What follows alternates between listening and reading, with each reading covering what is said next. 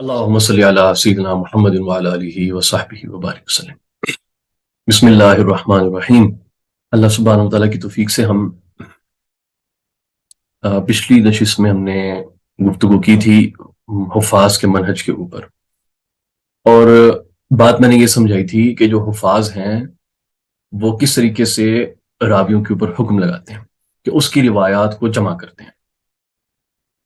تو اس کے بعد پھر آپ کو میں نے تخریج کا کام تھوڑا کرنے کے لیے دیا، اور پلس یہ کہ اب اس کا پہلی والی بات سے کیا لنک ہے؟ لنک یہ ہے کہ جب کسی بھی راوی کو آپ نے یہ دیکھنا ہوتا ہے نا کہ اس کی روایات کون کون سی ہیں، یعنی جمع کرنا ہوتا ہے، تو آپ کو اس مقام پر تخریج کرنی پڑتی ہے، تخریج کرنی پڑتی ہے، ٹھیک ہے؟ تو اس لیے آپ کو میں نے تخریج کرنے کے لیے ایک روایت دی تاکہ آپ اپنا ہاتھ تھوڑا سا اس کے اوپر گھولنا شروع کریں۔ ٹھیک؟ اچھا، اب آپ کو میں تھوڑی سی چیز تخریج کے متعلق، آج میں جو گفتگو کروں گا وہ تخریج کو لے کر کروں گا، اور تخریج سے متعلقہ کچھ اہم باتیں بتاؤں گا۔ پھر آگے میں نے ایک تخریج سے متعلقہ مکمل ایک کورس میں نے پڑھایا تھا، جس کے اندر میں نے حافظ احمد بن صدیق الغماری رحمۃ اللہ علیہ کی کتاب حصول التفریج میں نے جو ہے مکمل اس میں پڑھائی تھی۔ سب سے پہلے تخریج کی اہمیت آپ کو میں بتاتا ہوں کہ کتنی زیادہ ہے، کتنی زیادہ ہے۔ میرا یہ جملہ لکھ لیں، اور میں بتاتا ہوں یہ جملہ ایسا نہیں کہ یہ میرا جملہ، یہ جملہ ہم نے اپنے مشائخ سے سنا ہے اور انہوں نے اپنے مشائخ سے سنا ہے، اور یہ اصلاً یہ جملہ جو ہے اس سیدی عبدالعزیز الغماری رحمۃ اللہ علیہ کا ہے، عبدالعزیز الغماری کا۔ انہوں نے فرمایا کہ جو شخص محدث بننا چاہتا ہے اسے چاہیے کہ تخریج کا قلم اٹھا لے، اسے چاہیے کہ تخریج کا قلم اٹھا لے۔ سادہ سا مسئلہ نسخہ آپ کو میں نے بتا دیا ہے۔ آپ کہو کہ بھائی محدث میں بننا چاہتا ہوں تو میں کون سی کتاب پڑھوں؟ آپ محدث بننا چاہتے ہیں، کثرت کے ساتھ احادیث کی تخریج کیا کریں، بس اتنی سی بات ہے، کثرت کے ساتھ احادیث کی تخریج کیا کریں۔ اوکے، جب آپ تخریج کرنے نکلیں گے تو آپ کو ایسے ایسے اسرار پتہ چلنا شروع ہو جائیں گے، اس میں پرابلمز کیسی کیسی آتی ہیں، کتب کیسی کیسی ہوتی ہیں، راوی کیسے کیسے آتے ہیں، ایک ایک چیز آپ کے اوپر کھلتی چلی جائے گی۔ لیکن رستہ تخریج ہے، اس کے سوا اس علم میں داخل ہونے کا، اس کی معرفت تک جانے کا راستہ کوئی نہیں ہے، کوئی نہیں ہے، اور کوئی نہیں ہے۔ اس مکمل حسر کے ساتھ میں بات بتا رہا ہوں، صرف یہ ایک ہی راستہ ہے، وہ ہے تخریج، اس کے علاوہ اور کوئی راستہ نہیں ہے۔ صحیح؟ اگر ہم یہ کہیں کہ بفضل اللہ تعالیٰ، اگر اللہ پاک نے اگر ہمیں نوازا ہے، فقیر کو جو کچھ بھی تھوڑی بہت سمجھ دی ہے، تو یہ اس وجہ سے دی ہے کیونکہ میں آج تک لگاتار احادیث کی تخریج میں مشغول رہتا ہوں احادیث کی۔ اور وہ کس صورت میں ہوتا ہے؟ کبھی اس صورت میں ہوتا ہے کہ اکثر کچھ سوال وغیرہ مجھ سے پوچھے جا رہے ہوتے ہیں، تو وہ اس میں احادیث کو میں ریگولر چیک کر رہا ہوتا ہوں۔ کبھی ایسا ہوتا ہے کہ جو میں رسالہ لکھ رہا ہوتا ہوں اس کی میں کوئی تخریج وغیرہ جو ہے نا وہ ساتھ میں نے چلا کے رکھی ہوتی ہے۔ آپ کو یہ پہلا نقطہ میرا سمجھ آ گیا؟ کیف تصیر محدثا، اگر آپ یہ کہیں کہ ہم اگر آپ پوری بخاری حفظ کرنے، پوری مسلم حفظ کر کے میرے سامنے آ جائیں، بخاری اور مسلم پوری حفظ کر کے میرے سامنے آ جائیں، آپ محدث نہیں ہیں۔ آپ کتب ستہ حفظ کر کے سامنے آ جائیں، آپ محدث نہیں ہیں۔ آپ کے لیکن مجھے سندوں کے ساتھ حفظ ہیں اور میں اپنی سند سے روایت کا، آپ مسند ہیں، ٹھیک ہے نا؟ آپ محدث نہیں ہیں۔ محدث وہ ہوتا ہے جو آدمی علل تک پہنچ جاتا ہے، کہ اس گہرائی کو جانتا ہے، تخریج کرتا ہے، اس کے سامنے اصول ساری چیزیں ہوتی ہیں۔ فائن، ایک دوسری چیز آپ نے میری یاد رکھنی ہے کہ بچے، جو کوئی بھی آپ کسی فن کے اندر امام دیکھتے ہو نا، خاص طور پہ علم حدیث کے اندر، ان سب کے اندر ایک چیز کامن تھی، اس سب میں ایک چیز کامن تھی، وہ یہ کہ یہ کثرت کے ساتھ لکھا کرتے تھے، کثرت کے ساتھ ان کی تالیفات ہوتی تھی۔ اوکے، اچھا، کہ مطلب جتنی زیادہ مشق ہوگی علم میں اتنی مہارت آئے گی، بالکل صحیح بات ہے۔ اور یہاں مشق سے مراد صرف مشق ضروری نہیں ہوتی، بلکہ درست جانب مشق ضروری ہوتی ہے، صحیح سمت۔ تو اس کی جو سمت ہے وہ آپ کے لیے میں نے متعین کر دی ہے کہ وہ کیا ہے، وہ آپ وہ تخریج، تخریج پہ تخریج، تخریج پہ تخریج آپ نے کرنی ہے۔ اوکے جی، ہاں۔ اچھا، جو دوسری چیز آپ کو میں نے کیا سمجھائی ابھی، کہ آپ نے کثرت کے ساتھ آپ نے لکھنا ہے، لکھائی کو نہیں چھوڑنا۔ جیسے کہ لاکھوں احادیث حفظ کر کے حافظ بننے والا جملہ ہے، یہ اصول کی کتب میں کہاں سے آیا؟ جنرلی جو معرفت رکھتے تھے نا علل وغیرہ کی، وہ لٹرلی واقعات وہ ہزاروں کے حافظ ہوتے تھے. وہ آپ کو بننا پڑتا ہے، وہ تو رستے میں یہ چیزیں خود بخود ہوتی چلی جائیں. کیا حدیث کے لیے تخریج کے لیے کثیر کتب کا ہونا ضروری ہے؟ بہت ضروری ہے، بہت ضروری ہے. اس میں تو کوئی، اس کے لیے تو فضل اشراف کی کہ ہے یا کچھ اور، بہت زیادہ کتابیں ہیں میرے دوست، بہت زیادہ کتابیں. ٹھیک ہے، یہ تو ختم ہی نہیں ہوتی، اتنا زیادہ علم ہے اس کے اوپر. ٹھیک ہے، جب آپ تخریج کرنے بیٹھیں گے آپ کو پھر پتہ چلے گا کہ ہوتا کیا ہے تخریج کے اندر. اوکے، تو دوسری چیز آپ کو میں نے کیا ایکسپلین کی، کثرت کے ساتھ آپ نے لکھنا ہے. اب بحمد اللہ تعالیٰ ایک ہمارے شیخ منیب جو ہے نا، وہ ہمارے ساتھ جو موجود ہیں، یہ پہلے بھی ماشاءاللہ یہ پڑھتے آئے ہیں، چیزوں کو دیکھتے آئے ہیں. البتہ اب انہوں نے پچھلے کچھ عرصے سے نا ریگولرلی لکھنا جو ہے نا اپنا معمول بنایا ہوا ہے. یہ ریگولرلی کسی ایک موضوع کو پکڑتے ہیں، اس کے اوپر احادیث کو جمع کرنا شروع کر دیتے ہیں. ہمارے شیخ منیب بھی کہ اس کی تخریج کرتے ہیں پراپر طریقے سے، اس کے رجال کے اوپر جا کے اس کی تحقیق کرتے ہیں. یہ جو اس بندے نے راستہ چن لیا ہے نا، یہ آپ کو ود ان فیو ایئر سیدھا سیدھا محدث بنائے گا بھائی. آپ سیدھی بالکل صراط مستقیم پہ چل رہے ہیں. اوکے، تو جو کوئی یہ کام کرنا چاہتا ہے اسے چاہیے کہ بھائی وقت نکالے. اچھا کرنا کیا ہوتا ہے یار، کوئی ٹاپک پکڑو، اس کے اوپر حدیثوں کو جمع کرنا شروع کر دو. آپ کو کبھی کسی نے روکا؟ اتنا بڑا دین ہے، اتنی ساری حدیث کا مجموعہ ہے. اوکے، تو آپ بس جمع کرنا شروع کر دو احادیث کو. آپ کو میں بتاتا ہوں کہ جو میں نے ابتدا میں میں نے کچھ رسائل لکھے تھے، اس کے اندر پہلا رسالہ جو میں لکھا تھا وہ انگوٹھیوں سے متعلق تھا، بک آف رنگز کے نام سے. انگوٹھیوں سے متعلق یہ کب کی بات ہے؟ 10 سال پہلے کی بات ہے. انگوٹھی سے متعلقہ جو احادیث موجود تھیں وہ میں نے جمع کی، کیونکہ اس کی 100 کے قریب کچھ احادیث تھیں. ٹھیک ہے، اس میں نے صحت کا التزام کیا. اب اس زمانے میں جو میں سمجھتا تھا کہ کیا چیزیں صحیح ہوتی ہیں، obviously میں اس میں ہو سکتا 100 باتوں کے ساتھ میں ایگری نہ کرتا ہوں اب. اوکے، لیکن وہ میری علم کی ڈیولپمنٹ کے لیے بہت ضروری تھا. اب ایک تو چیز آپ نے کرنی ہے کہ آپ نے اس کو جو لکھنا ہے. لکھنے کے ساتھ ساتھ اب یہ نہیں کہ لکھنا ہے تو مجھے چھاپنا ہے. لکھنا اور پبلش کرنا یہ دو الگ الگ کہانیاں بھائی، یہ دو الگ الگ کہانی ہے. ہاں، آپ اپنے خاص خاص دوستوں کو ضرور بتا سکتے ہیں، ان کو دکھا سکتے ہیں، کسی استاد سے مشورہ کر سکتے ہیں، اپنے کسی شاگرد کو کوئی چیز دے سکتے ہیں کہ وہ اس کے فائدہ، لیکن پبلک میں شیئر نہیں کرنا. جب آپ کثرت سے لکھنا شروع کر دیں گے تب آپ کے آئیڈیاز بھی ڈیولپ ہوں گے، آپ کی انڈرسٹینڈنگ بھی ڈیولپ ہوگی. 1 سال 2 سال 3 سال 4 سال کے اندر آپ نے جو پہلے جو کام کیا ہوگا اس کے اندر آپ کو اپنی غلطیاں بھی نظر آئیں گی.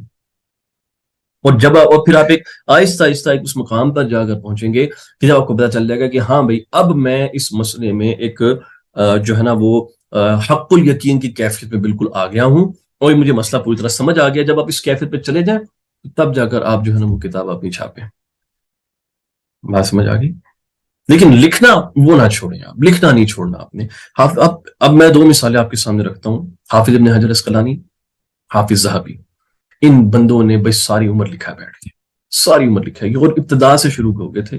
لسان المزام جو آج ہم یہ کتنے جلدوں میں رکھی ہوئی میرے پاس، یہ 10 جلدوں میں یہ میرے پاس پڑی ہوئی ہے. یہ 33 سال ان کی عمر مبارک تھی ابن حجر کی جب انہوں نے کتاب مکمل کی ہے. جو آپ کو مستدرک حاکم کے اوپر ذہبی کے جو کمنٹس نظر آتے ہیں نا نیچے، ذہبی کے جو کمنٹس نظر آتے ہیں، ٹھیک ہے نا، کہ وہ وافقہ ہوا ذہبی فی التلخیص، اور یہ سارے ذہبی کی عمر اس پہ بمشکل 20 سال تھی جب اس نے وہ اس کو میں کمنٹس لگائے ہیں. اور ان میں سے وہ بہت سے کمنٹس کے ساتھ اپنی بعد کی جو تصنیفات ہیں اس کے اندر ویگری نہیں کرتے، ان کا حکم بدل گیا ہوا ہے نزدیک. حافظ سیوطی لکھ لکھ کے تخریج کر کے اس بندے نے جو نا حد مکا دیا. وہ ٹاپک پکڑتا تھا، اس کے اوپر حدیث کو جمع کر کے رکھ دیتا. اوکے، یہی معاملہ حافظ علائی کا دیکھ لیں.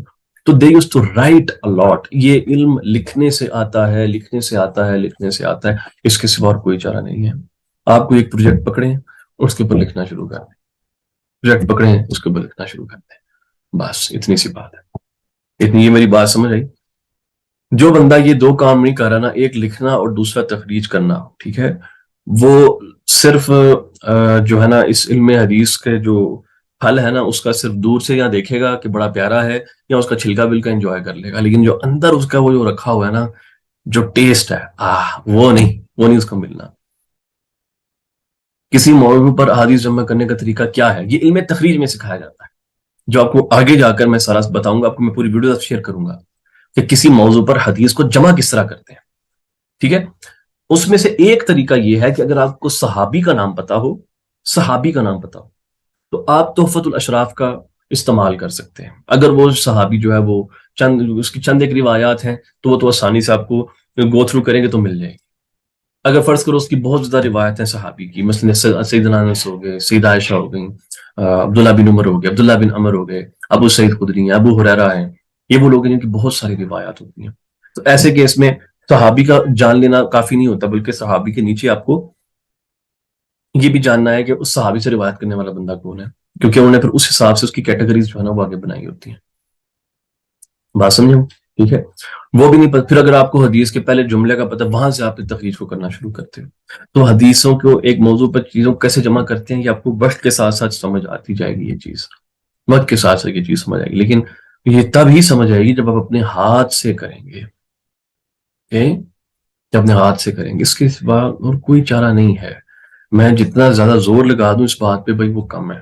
اس کے سوا اور کوئی چارہ نہیں ہے. کہ اچھا اب آ جاتے ہیں اس کے اوپر جو سبحان اللہ امام مزی نے جو لکھا ہوا نا، جو ہم ابھی پڑھ رہے تھے، جو آپ کو میں نے کام دیا، تخریج کرنے کا طریقہ کیا ہوتا ہے. تخریج کرنے کا طریقہ یاد رکھیے گا کہ ہم علم حدیث کے اندر اس چیز میں انٹرسٹڈ نہیں ہوتے کہ اس کو کس مصنف نے بیان کیا ہے. جنرلی اسپیکنگ جب ہم تخریج کر رہے ہوتے ہیں، اوکے، ہم اس میں انٹرسٹڈ ہوتے ہیں کہ کسی حدیث کا سینٹرل نریٹر کون سا ہے، مدار کیا ہے.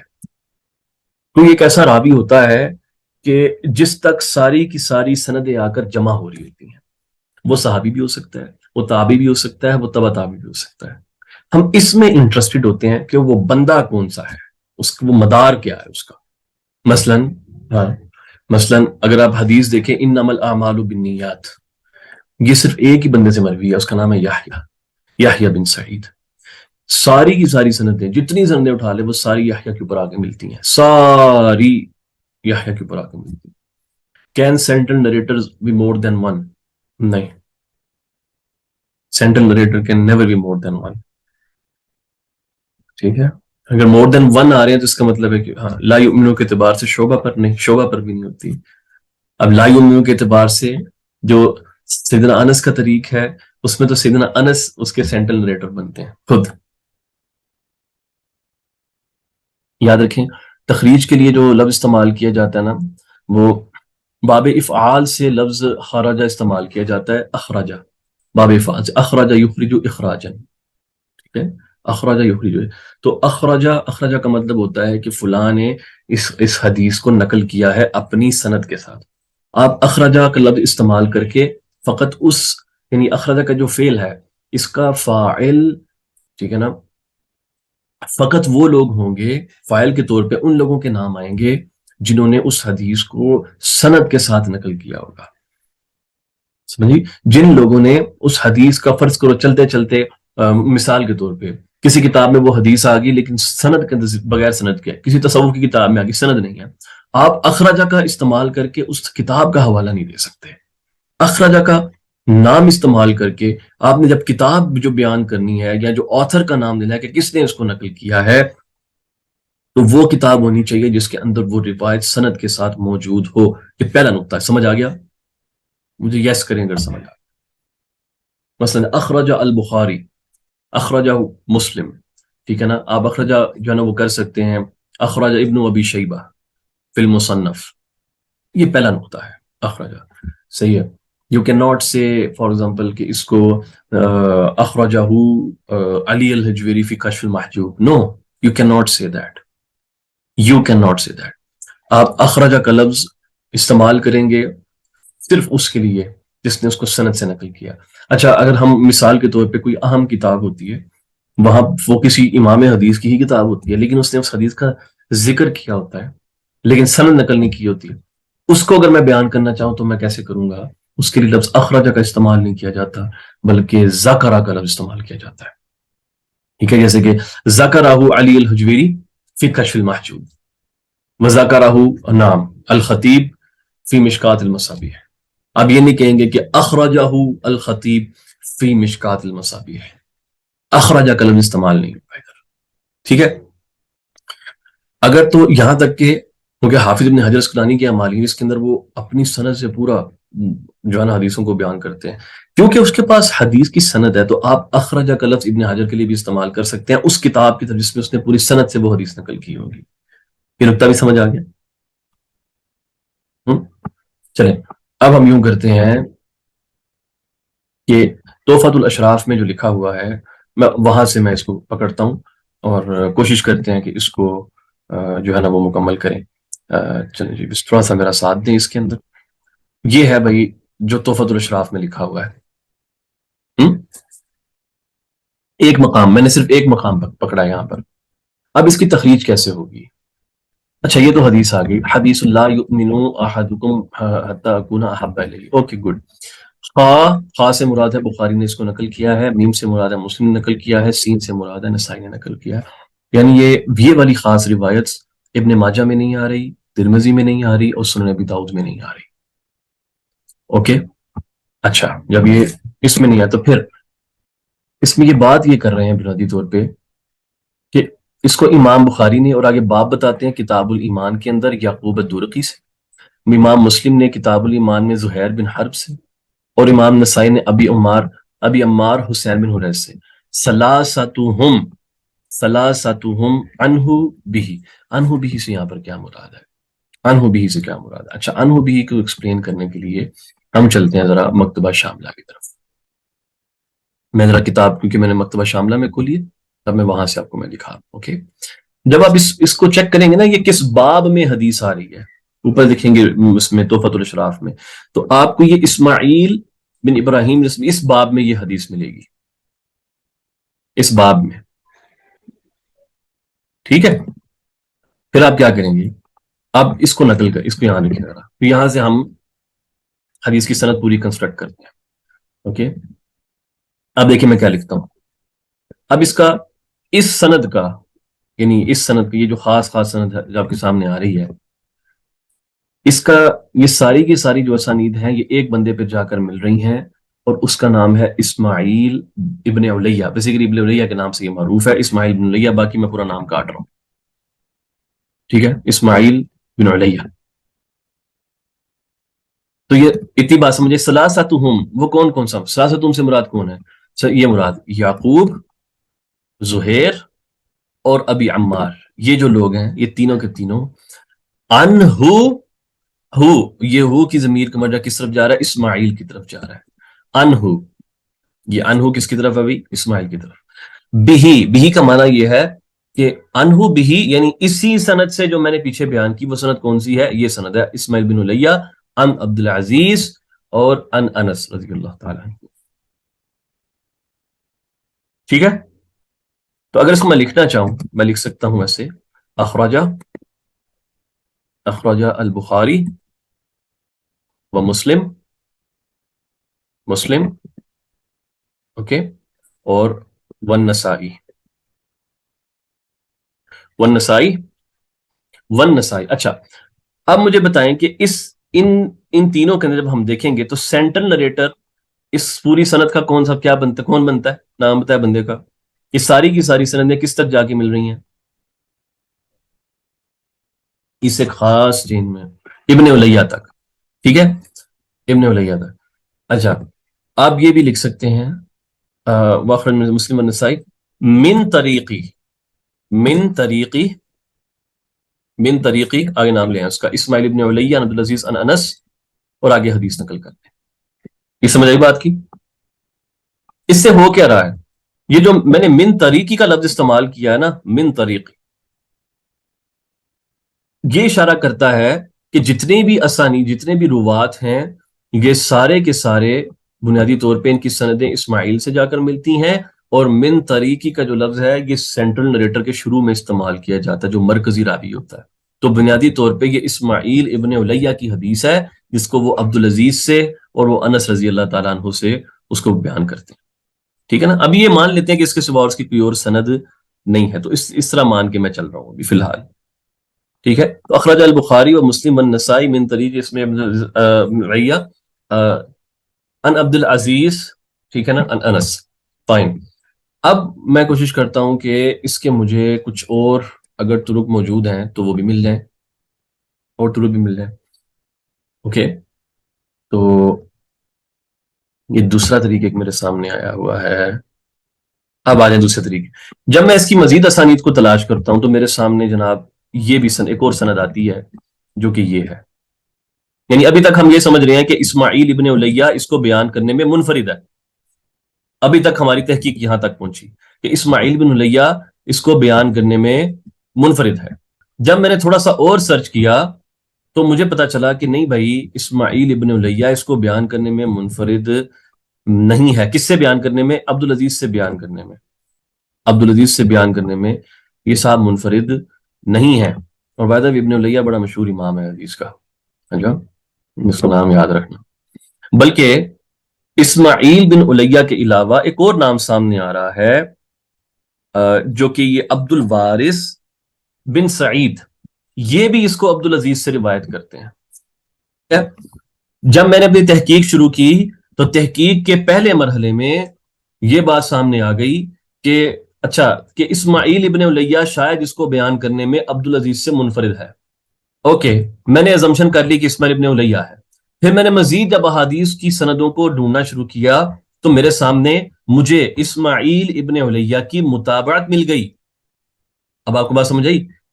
اسماعیل ابن الیہ کی متابعت مل گئی. وہ کہاں سے؟ وہ ایسے کہ عبد الوارث بن سعید اس حدیث کو عبدالعزیز سے بیان کرنے میں اسماعیل بن الیہ کی مطابقت کر رہا ہے. یعنی اب عبدالعزیز سے بیان کرنے والا اسماعیل منفرد نہیں ہے، بلکہ دو لوگ ہیں جو روایت کر رہے ہیں. اتنا نقطہ سمجھ آیا آپ کو؟ ٹھیک ہے. اگر تو فقط اسماعیل ابن الیہ ہوتے تو میں اپنی بات یہیں پر ختم کر دیتا اور اسی کے اوپر اپنی چھوٹی سی تخریج مکمل کرتا، اور میں کہتا بس من طریقے اسماعیل ابن الیہ عن عبدالعزیز عن انس رضی اللہ تعالیٰ عنہ قال قال رسول اللہ صلی اللہ علیہ وسلم، آگے حدیث بیان کر دیتا. اب جب یہ بھی منفرد نہیں رہا تو یہ جو سینٹرل نریٹر ہے اب میری کرنٹ تحقیق کے مطابق یہ عبدالعزیز بن جائے گا. اوکے، اچھا. سو میں لکھ سکتا ہوں، اگر میں یہاں پر دیکھوں تو میں یہ کہہ سکتا ہوں کہ بنیادی طور پہ اب جو سینٹرل نریٹر ہے وہ عبدالعزیز ہے. تو یہی جملہ لے کے، کیونکہ راوی سارے وہی چل رہے ہیں ابھی تک اسی میں ہے، اب میں ایک نیا جملہ بنا رہا ہوں. اب یہ اسماعیل ابن الیہ کو میں نکال رہا ہوں. اب انس آ گیا بیچ میں. اب میری تحقیق اس مقام پر آ گئی کہ جناب یہ حدیث عبدالعزیز شاید اس کو بیان کرنے میں حضرت انس سے منفرد ہے، اور عبدالعزیز کو تفرد ہوا ہے، لہذا وہ اس کا سینٹرل نریٹر ہے. یہ بات سمجھ آئی؟ پھر ایک اور کہانی میرے سامنے آئی، اور اس کہانی کے مطابق میں نے تھوڑا اور تحقیق کیا تو پھر مجھے اس کی ایک اور سند مل گئی. کیا میں نے اس پہ تھوڑا اور غور کیا. اس کے اندر کہانی یہ سامنے آ رہی تھی کہ یہ حدیث اس کو عبدالعزیز بھی انس رضی اللہ تعالیٰ عنہ سے بیان کرنے میں منفرد نہیں ہے. عبدالعزیز بھی منفرد نہیں ہے، بلکہ اس کو حضرت انس سے قتادہ نے بھی نقل کیا ہے. بات سمجھ آ گئی؟ اب اس کا مطلب کیا ہوا؟ میں اپنی اس پوری سٹیٹمنٹ کو اپ گریڈ کر سکتا ہوں. اخرج البخاری و مسلم والنسائی، پوری سٹیٹمنٹ کو اپ گریڈ کر سکتا ہوں، اور میں کہہ سکتا ہوں کہ من طریقی لکھنے کی بھی ضرورت نہیں ہے، کیونکہ طریقی کا لفظ صحابی سے پہلے پہلے ہوتا ہے. آئی کین جسٹ سے ان انس اخرج البخاری و مسلم والنسائی. ہاں، لیکن جب میں نے یہ تو قتادہ کا طریق ہے، یہ مجھے جب دیکھا تو یہ بخاری میں بھی ہے، مسلم میں بھی ہے، اچھا نسائی میں بھی ہے، تو یہاں پر ابن ماجہ اور ترمذی میں بھی آ گیا ہے. اوکے، ابن ماجہ اور ترمذی میں بھی آ گیا، تو میں ایزیلی یہاں پر لکھ سکتا ہوں نسائی اور وہ ترمذی و ابن ماجہ و ابن ماجہ ان انس اخرج البخاری و مسلم والنسائی و ترمذی و ابن ماجہ ان انس. اس میں ہوا کیا ہے؟ اس میں ہوا یہ کہ انس رضی اللہ عنہ کی جتنی اسانید تھیں وہ ساری اس جملے میں کور ہو گئیں، اور ایک محدث کو یہ بات پتہ چل گئی کہ یہ روایت حضرت انس رضی اللہ تعالیٰ عنہ سے مختلف ثقات نے نقل کی ہے، کم سے کم دو نے تو نقل کی ہے. اس لیے وجاہت صاحب نے اس کو انس رضی اللہ تعالیٰ عنہ کی طرف منسوب کر دیا ہے اور سینٹرل نریٹر کی طرف کوئی نشاندہی نہیں کی. آپ کی بات سمجھ آئی میری؟ اس تخریج کو کہتے ہیں کہ یہ تخریج کا مختصر طریقہ ہے. یہ بڑا مختصر سا طریقہ ہے، بڑا مختصر. اس میں اس کے جو بنیادی سبحان اللہ جو کہنا چاہیے کہ ارکان ہوتے ہیں نا مختصر تخریج کے، بنیادی ارکان. اوکے. ایک تو فعل کا استعمال ہوتا ہے، فعل پلس کتب کا نام، یا پھر میں جو لکھوں گا کہ جو آئمہ ہیں، آئمہ کا نام آتا ہے اس میں. سبحان اللہ. ٹھیک ہے. پھر اس کے بعد اگلی چیز اس میں کی ہوتی ہے کہ آپ جو آپ کا جو مرکزی راوی ہے، مرکزی راوی آپ اس کو آئیڈینٹیفائی کرتے ہو، اور پھر آپ اس کے بعد صحابی کا نام ہوتا ہے اگر موجود ہو، اور اس کے بعد پھر متن حدیث ہوتا ہے. پھر آخر میں اگر آپ چاہو تو جو ہے نا وہ حکم حدیث بھی واضح کر سکتے ہو کہ ہم حکم حدیث بھی واضح کر سکتے ہو کہ یہ اس روایت کا حکم کیا ہے، یعنی صحیح ہے، حسن ہے، ضعیف ہے، یہ کیا ہے. تو یہ آپ کی یہ بنیادی جو ہے نا یہ وہ کیا کہتے ہیں کہ مختصر کے لیے یہ ریکوائرمنٹ ہوتی ہے. تو فعل میں آپ کے پاس اخراجہ کا لفظ استعمال ہو جائے گا، خراجہ کا ہو جائے گا، ذکرہ وغیرہ کے، یعنی کہ جو محل ہو اس کے حساب سے. ائمہ کے نام یعنی جس کس کتاب میں یہ روایت آئی ہے. پھر مرکزی راوی سے آپ شروع کریں گے. پھر اس میں مرکزی راوی اگر تو صحابی سے ہی ملٹیپل چینز شروع ہو گئی ہیں تو پھر مرکزی راوی آپ کو لگانے کی ضرورت نہیں ہے بیچ میں. ٹھیک ہے. بس آپ ڈائریکٹلی ان انس لکھیں گے یا جو بھی صحابی اس کا نام لکھیں گے، جیسے کہ ہمارے کیس میں ہوا. نہیں تو مرکزی راوی ہوتا ہم وہ لیتے اور اس کو صحابی تک جوڑتے، صحابی تک جوڑتے، اور پھر متن حدیث کو ذکر کرتے، اور پھر اس کے اوپر حکم لگاتے. اب آپ کہیں گے مرکزی راوی کا ذکر کرنا اس قدر کیوں ضروری ہے، اور ہم ڈائریکٹلی صرف صحابی کا نام کیوں نہیں لکھ سکتے؟ اس کی وجہ یہ ہے کہ بہت سی ایسی روایات ہیں جس کو جن کے اندر جن کی اسانید ایسی ہوتی ہیں کہ وہ معلول ہوتی ہیں، یا اس کو کوئی ضعیف بیان کرنے میں منفرد ہوتا ہے. تو جب آپ سند بیان کر دیتے ہیں نا، سند بیان کر دیتے ہیں اور اس کے سینٹرل پہ جا کے، تو ایک محدث کو دیکھتے ہی پتہ چل دیتا ہے کہ اس کے اندر مسئلہ کیا ہے اس روایت کے اندر، اور اگر تحقیق کرنی ہے تو وہ کس محل پہ جا کے کرنی ہے. اتنی چیز سمجھ آئیے؟ ہوں. اچھا. اب اس مختصر والی بات کو اٹھا کے اب تھوڑا ہم آگے اس لے کے اس کو آنے کو تھوڑا سا سائڈ کر لیں. اب یہ جو انفارمیشن کی جو پیس آف انفارمیشن یہاں سے مجھے انہوں نے دی ہے، امام مزی نے دی ہے، میں اس کا استعمال کرتے ہوئے اب ایک طویل تخریج کرتا ہوں آپ کے سامنے. طویل تخریج ایسا کس کو کہتے ہیں؟ جو بہت طویل ہوتی ہے. اس کے اندر یہ ہوتا ہے کہ آپ کسی ایک راوی کا نام بھی مس نہیں کرتے، کسی ایک راوی کا نام بھی مس نہیں کرتے. اب اس میں سینٹرل نریٹر نہیں، بلکہ سینٹرل نریٹر کے پہنچنے سے پہلے پہلے جو راوی ہوتے ہیں ان کو بھی لکھتے ہیں ساتھ. تو وہ جو آپ کی تخریج ہوتی ہے نا، وہ طویل تخریج مانی جاتی ہے. ٹھیک ہے. وہ طویل تخریج مانی جاتی ہے وہ والی. اچھا. اب اس کے استعمال کرتے ہوئے، تحفۃ الشراف کا استعمال کرتے ہوئے، میں اس حدیث کی تخریج اس سند کی جو ہے میں آپ کے سامنے رکھتا ہوں. فائن. کیسے کریں گے اس کو؟ بسم اللہ الرحمن الرحیم. پہلے تو یہ جملہ پکڑ لینا، یہ والا کیسے اس میں لکھا ہوا ہے. اوکے. اخرجہ، اخرجہ، یہ دیکھیے گا ذرا. اخرجہ سب سے پہلے کس کی ہمارے سامنے کس کا طریقہ آ رہا ہے؟ بخاری کا. اخرجہ، ٹھیک ہے نا، البخاری، اخرج البخاری. اوکے. عن مسدد بن یحییٰ، پوری وہی بات، عن مسدد بن یحییٰ. ٹھیک ہے. وہ مسلم، ومسلم عن ابی موسیٰ وبندار، کلاہما عن غندر. ٹھیک ہے. وہ غندر سے نقل کر رہے ہیں. اچھا.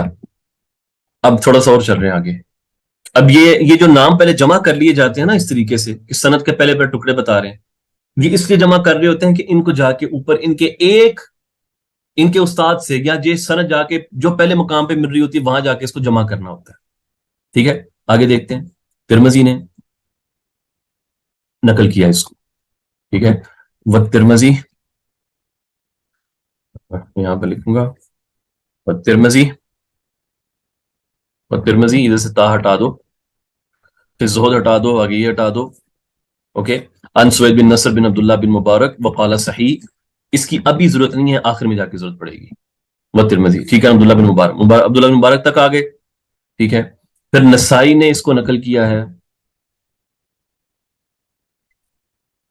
نسائی نے اس کو نقل کیا مختلف طرق کے ساتھ. تو اب ہم امام نسائی کے طرق کو یہاں پر لیتے ہیں. اوکے. نسائی کے طرق کو، والنسائی فی کو بعد میں دیکھیں گے. والنسائی، اب امام نسائی کیسے نقل کر رہے ہیں؟ ان حمید بن مسعود ان بشر بن جو ہے فضل ایک.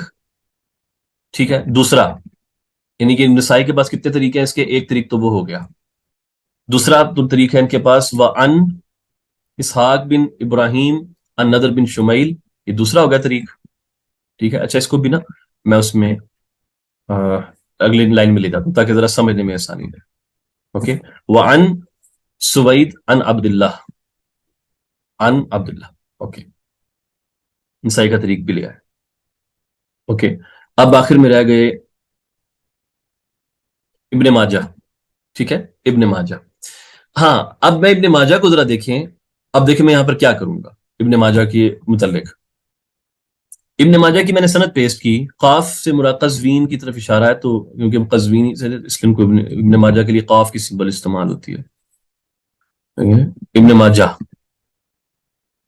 اس میں ان ابی موسیٰ و بندار کلاہمان غندر. رکیں ذرا، یہ جو ابن ماجہ ہے، ابن ماجہ اور مسلم، کیا ان دونوں کی سند سیم ہے کہ نہیں؟ سیم ہے نا. گڈ. آپ اس پوری لائن کو کاٹیں اور ابن ماجہ کو اٹھا کے یہاں پہ لگا دیں اس مقام پہ. بات ختم ہوگی. یاد رکھیے کہ محدثین کو نہیں پسند کہ تم صفوں کے صفحے بھر دو، ٹو دا پوائنٹ ایگزیکٹ بات کرو جو ہے. ٹھیک ہے. اچھا، اب دوبارہ پڑھتے ہیں. تو اخرج البخاری عن مسدد عن یحییٰ و مسلم و ابن ماجہ عن ابی موسیٰ و بندار کلاہما عن غندر. اب میں ذرا ان کو مارک کر رہا ہوں کتنے بندے ہیں. ایک تو ہو گیا غندر، ایک ہو گیا یحییٰ ہو گیا، ایک نام آ گیا ہمارے پاس عبداللہ بن مبارک. یہ تین لوگ ہو گئے، تین لوگ ہو گئے. چوتھا نام آ گیا بشر بن فضل کا. ٹھیک ہو گیا. اور وَعَنْ اسحاق بن ابراہیم نضر بن شمیل وعن سوید عن عبداللہ وعن سوید عن عبداللہ. اچھا، اب یہ دیکھیں ذرا، اب آپ یہ دیکھیں جو نسائی نے طریق نقل کیا ہے، نسائی نے ایک تو یہ ہو گیا. دوسرا طریق کون سا ہے؟ نضر بن شمیل کا. اچھا، نسائی نے ایک اور طریق نقل کیا جو کہ ایگزیکٹلی ترمذی والا ہے. غور کریں نا، ترمذی اور نسائی کا طریق سیم نہیں ہو گیا؟ وہ سوید عن عبداللہ، عبداللہ سے مبارک، عبداللہ بن مبارک ہے. سیم طریق ہے نا. یہ دیکھیں، یہ طریق اور یہ طریق یہ بالکل سیم ہے. جب یہ طریق جب سیم ہو گیا تو اس کو کاٹ دیں یہاں سے، اس کی ضرورت نہیں ہے. اور امام نسائی کا جو نام ہے یہاں پہ شفٹ کر دیں، والنسائی، والنسائی ان سوید بن نصر ان عبداللہ. ٹھیک ہے. اچھا، لیکن یہاں پہ ایک پرابلم آ رہی ہے. تو نسائی کا نام کیا دو مرتبہ ریپیٹ ہوگا؟ ٹھیک ہے. ہاں، دو مرتبہ ریپیٹ ہوگا. سو وٹ، کرنے دو. ٹھیک ہے نا. تو یہاں پر ایدن کا لفظ استعمال کر لو تاکہ واضح ہو جائے کہ ہاں بھائی پہلے اس کا ایک طریق جو ہے نا وہ گزر چکا ہوا ہے. والنسائی ایدن ان، ٹھیک ہے نا. وعن، یہ لو. اب آپ دیکھیں کہ کس طریقے سے میں نے اس کی راویوں کے اعتبار سے گروپنگ کر دی ہے. یہ نہیں دیکھا، یعنی اس کی گروپنگ میں اس طرح سے نہیں کر رہا کہ ابن ماجہ کے پاس کتنی سندیں ہیں، بخاری کے پاس کتنی، نسائی کے پاس کتنی. نہ، میں اس کو دیکھ رہا ہوں کہ یہ کس کس راوی سے بیان کر رہے ہیں اور ان راویوں کی گروپنگ میں کر رہا ہوں. گڈ. Are we clear? ٹھیک ہے. تو یہ ٹوٹل کتنے نام ہو گئے؟ یہ جناب ہو گئے ٹوٹل 5 نام. تو اس لیے یہاں پر مزی نے لکھا ہے ہم ساتہم، یہ پانچوں کے پانچ. کون کون؟ یحییٰ، غندر، عبداللہ بن مبارک، بشر بن فضل، نضر بن شمیل. یہ پانچوں کے پانچوں کس سے روایت کرتے ہیں؟ ہم ساتہم عنہ بھی. عنہ بھی سے بھی کون مراد ہے؟ عنہ بھی سے مراد یہ ہے شعبہ بن حجاج. شعبہ عن قتادہ عن انس. ٹھیک ہے. تو میں یہاں پہ لکھ سکتا ہوں کہ خمسۃہم، خمسۃہم، خمسۃہم عن شعبہ. ٹھیک ہے. پورا لمبا چھوڑا نام لکھنے کی ضرورت نہیں ہے، شعبہ شعبہ ہے، پتہ ہے ہمیں وہ کون ہے. عن شعبہ عن قتادہ عن انس. یہ لیں، اتنی سی کہانی کے اندر آپ کو پورا جو شعبہ کا طریق ہے وہ واضح کر کے دے دیا آپ کو. اچھا، سینٹرل نریٹر کون ہے؟ سینٹرل نریٹر کون ہے اس سند کا؟ ہم شعبہ نام، شعبہ ساری سندیں اس کے اوپر آ کے مرج ہو رہی ہیں. تو مرکزی راوی اس کا شعبہ ہے، یعنی یہ امام شعبہ کی مرویات میں سے ہے. اور آپ سے اس کو 5 لوگوں نے اس کا سماع کیا ہے. 5 لوگ. عبداللہ بن مبارک آپ کے بڑے صاحب میں سے ہیں، یحییٰ بڑے صاحب میں سے ہیں، غندر بڑے صاحب میں سے ہیں. ٹھیک ہے، کیونکہ مجھے طبقات کا علم ہے نا، تو وہ کو بتا رہا ہوں کہ یہ بڑے اصحاب والی حدیث ہے، اس لیے اس میں ہم شک نہیں کر سکتے. اس روایت کے اندر بڑی پیاری حدیث ہے. کلیئر ہو گیا؟ ٹھیک ہے. اچھا، کیا ہم اچھا تھوڑا سا ابھی چلتے ہیں اس حدیث کو ہم تھوڑا اور آگے لے کے چلتے ہیں. ایک طریق تو ہم نے مکمل کر لیا جو کہ شعبہ کا طریق تھا، جو کہ شعبہ کا طریق تھا. اب آتے ہیں جو پچھلا طریق گزرا ہے. یہ ہمیں پتہ ہے کہ یہ روایت کتنے صحابہ کرام سے مروی ہے؟ 2 صحابہ کرام سے مروی. ایسا ہے کہ نہیں؟ 2 سے مروی ہے. ابو ہریرہ کی حدیث ہے ایک، اور ایک حضرت انس کی حدیث ہے. 2 سے. فائن. اب اگر اس کی میں حدیث کی تخریج کروں گا نا تو میں اسے لکھوں گا حدیث لا یؤمن احدکم حتی اکون احب الیہ. یہ دیکھیں ذرا. اوکے، رویہ روایت کی گئی ہے من حدیثی انس و ابی ہریرہ. یہاں پہ پہلے آپ نے بتا دیا. اب ہم کہ اس کو اب میں بتا رہا ہوں لکھنا کیسے ہے، کہ کس طرح سے آپ پوری انفارمیشن کو سمرائز کریں گے. پہلی لائن میں آپ نے واضح کر دینا ہے کہ یہ کتنے صحابہ سے مروی ہے، اگر تو صحابہ کی تعداد زیادہ ہے. رویہ من حدیث انس و ابی ہریرہ، کہ بھائی یہ واضح رکھو کہ ابو ہریرہ اور انس سے مروی ہے. اس کے بعد اب باری باری تخریج شروع کرتے ہو. فاما، جہاں تک جو حدیث ہے کون سی؟ فاما حدیث انس رضی اللہ عنہ. فاما حدیث انس. اوکے. اب جب انس کی حدیث کو گفتگو کریں گے، اب یہاں پر آپ اس کی پوری تخریج کرتے جائیں گے، نیچے کرتے جائیں گے. فائن. اور جب یہ مکمل ہو جائے گی پھر آپ دوسرا جملہ لکھیں گے وَأَمَّا حَدِيثُ أَبِي هُرَيْرَةَ. وَأَمَّا حَدِيثُ أَبِي هُرَيْرَةَ. اوکے. فَأَخْرَجَهُ اور آگے آپ اپنی تخریج شروع کر دیں. اچھا، اب فرض کرو میں یہ کہنا چاہتا ہوں کہ جو حدیث انس ہے یہ بھی 2 طرق سے مروی ہے. فَأَمَّا حَدِيثُ أَنَسٍ رُوِيَ عَنْهُ، ان سے روایت کی گئی ہے. من طریقین آپ لکھ سکتے ہیں، 2 طرق سے روایت کی گئی ہے. یا پھر آپ اس کو ڈائریکٹلی معروف کر کے روا کا لفظ استعمال کر دیں کہ روا عنہ. 2 لوگ کون کون روایت کرنے والے ہیں؟ ایک قتادہ و عبد العزیز. اتنی بات سمجھ آئی آپ کو میں نے اندر کیا کیا؟ پہلی لائن میں واضح کر دیا کہ یہ حدیث 2 صحابہ سے مروی ہے. پھر میں نے پہلے صحابی کو لیا انس، ان کے بارے میں اگلا نقطہ واضح کر دیا کہ یہ بھائی 2 ان کے بڑے اصحاب سے مروی ہے.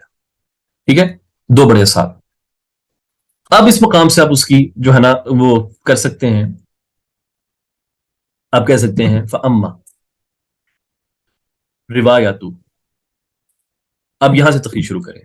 فَأَمَّا روایتو قتادہ، جہاں تک قتادہ کی روایت کی بات ہے، ہم نے اس کی بھی تخریج مکمل کی نا، یہ آ گئی. اوکے.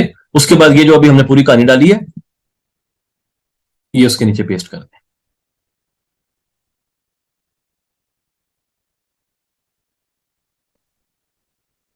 یہ دیکھیں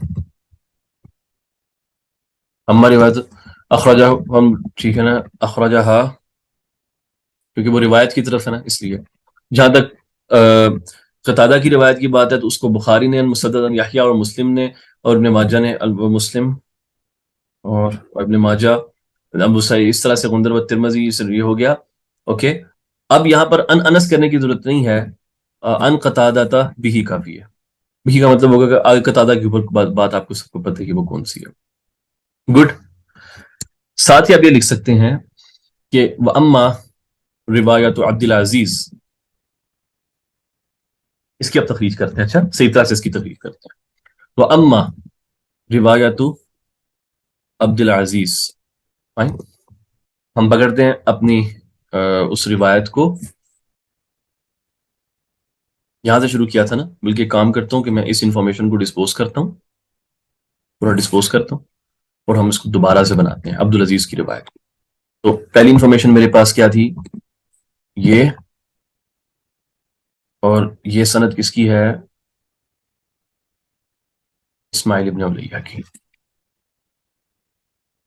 اوکے، اسماعیل ابن علیہ ایک ہو گیا۔ اس حوالے سے جو میرے پاس دوسری سند ہے وہ کون سی ہے؟ یہ والی، گڈ۔ اور اس کو بیان کرنے والا راوی کون ہے؟ عبد الوارث، یہ ہو گیا، گڈ۔ اس کے علاوہ کیا میرے پاس کوئی اور سند ہے؟ میں ذرا اس کو تلاش کر لیتا ہوں۔ تو یہ ہو گئی، پھر اس کے بعد یہ کس کی ہے؟ یہ بھی ہے ایک، یہ تو یہ شعبہ کی ہو گئی۔ ایک یہ ہے، اور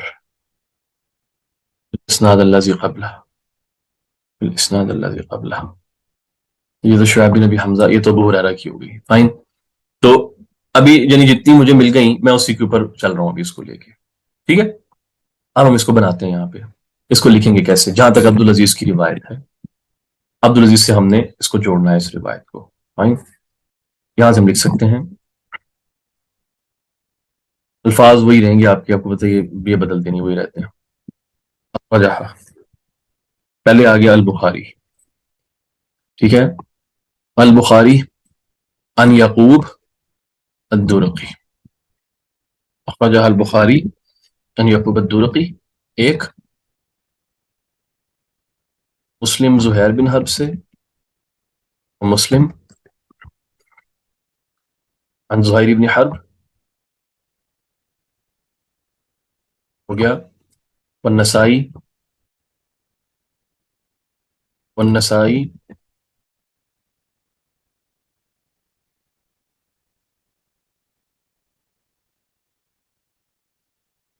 والنسائی ان ابی عمار بن حدیث، ٹھیک ہو گیا۔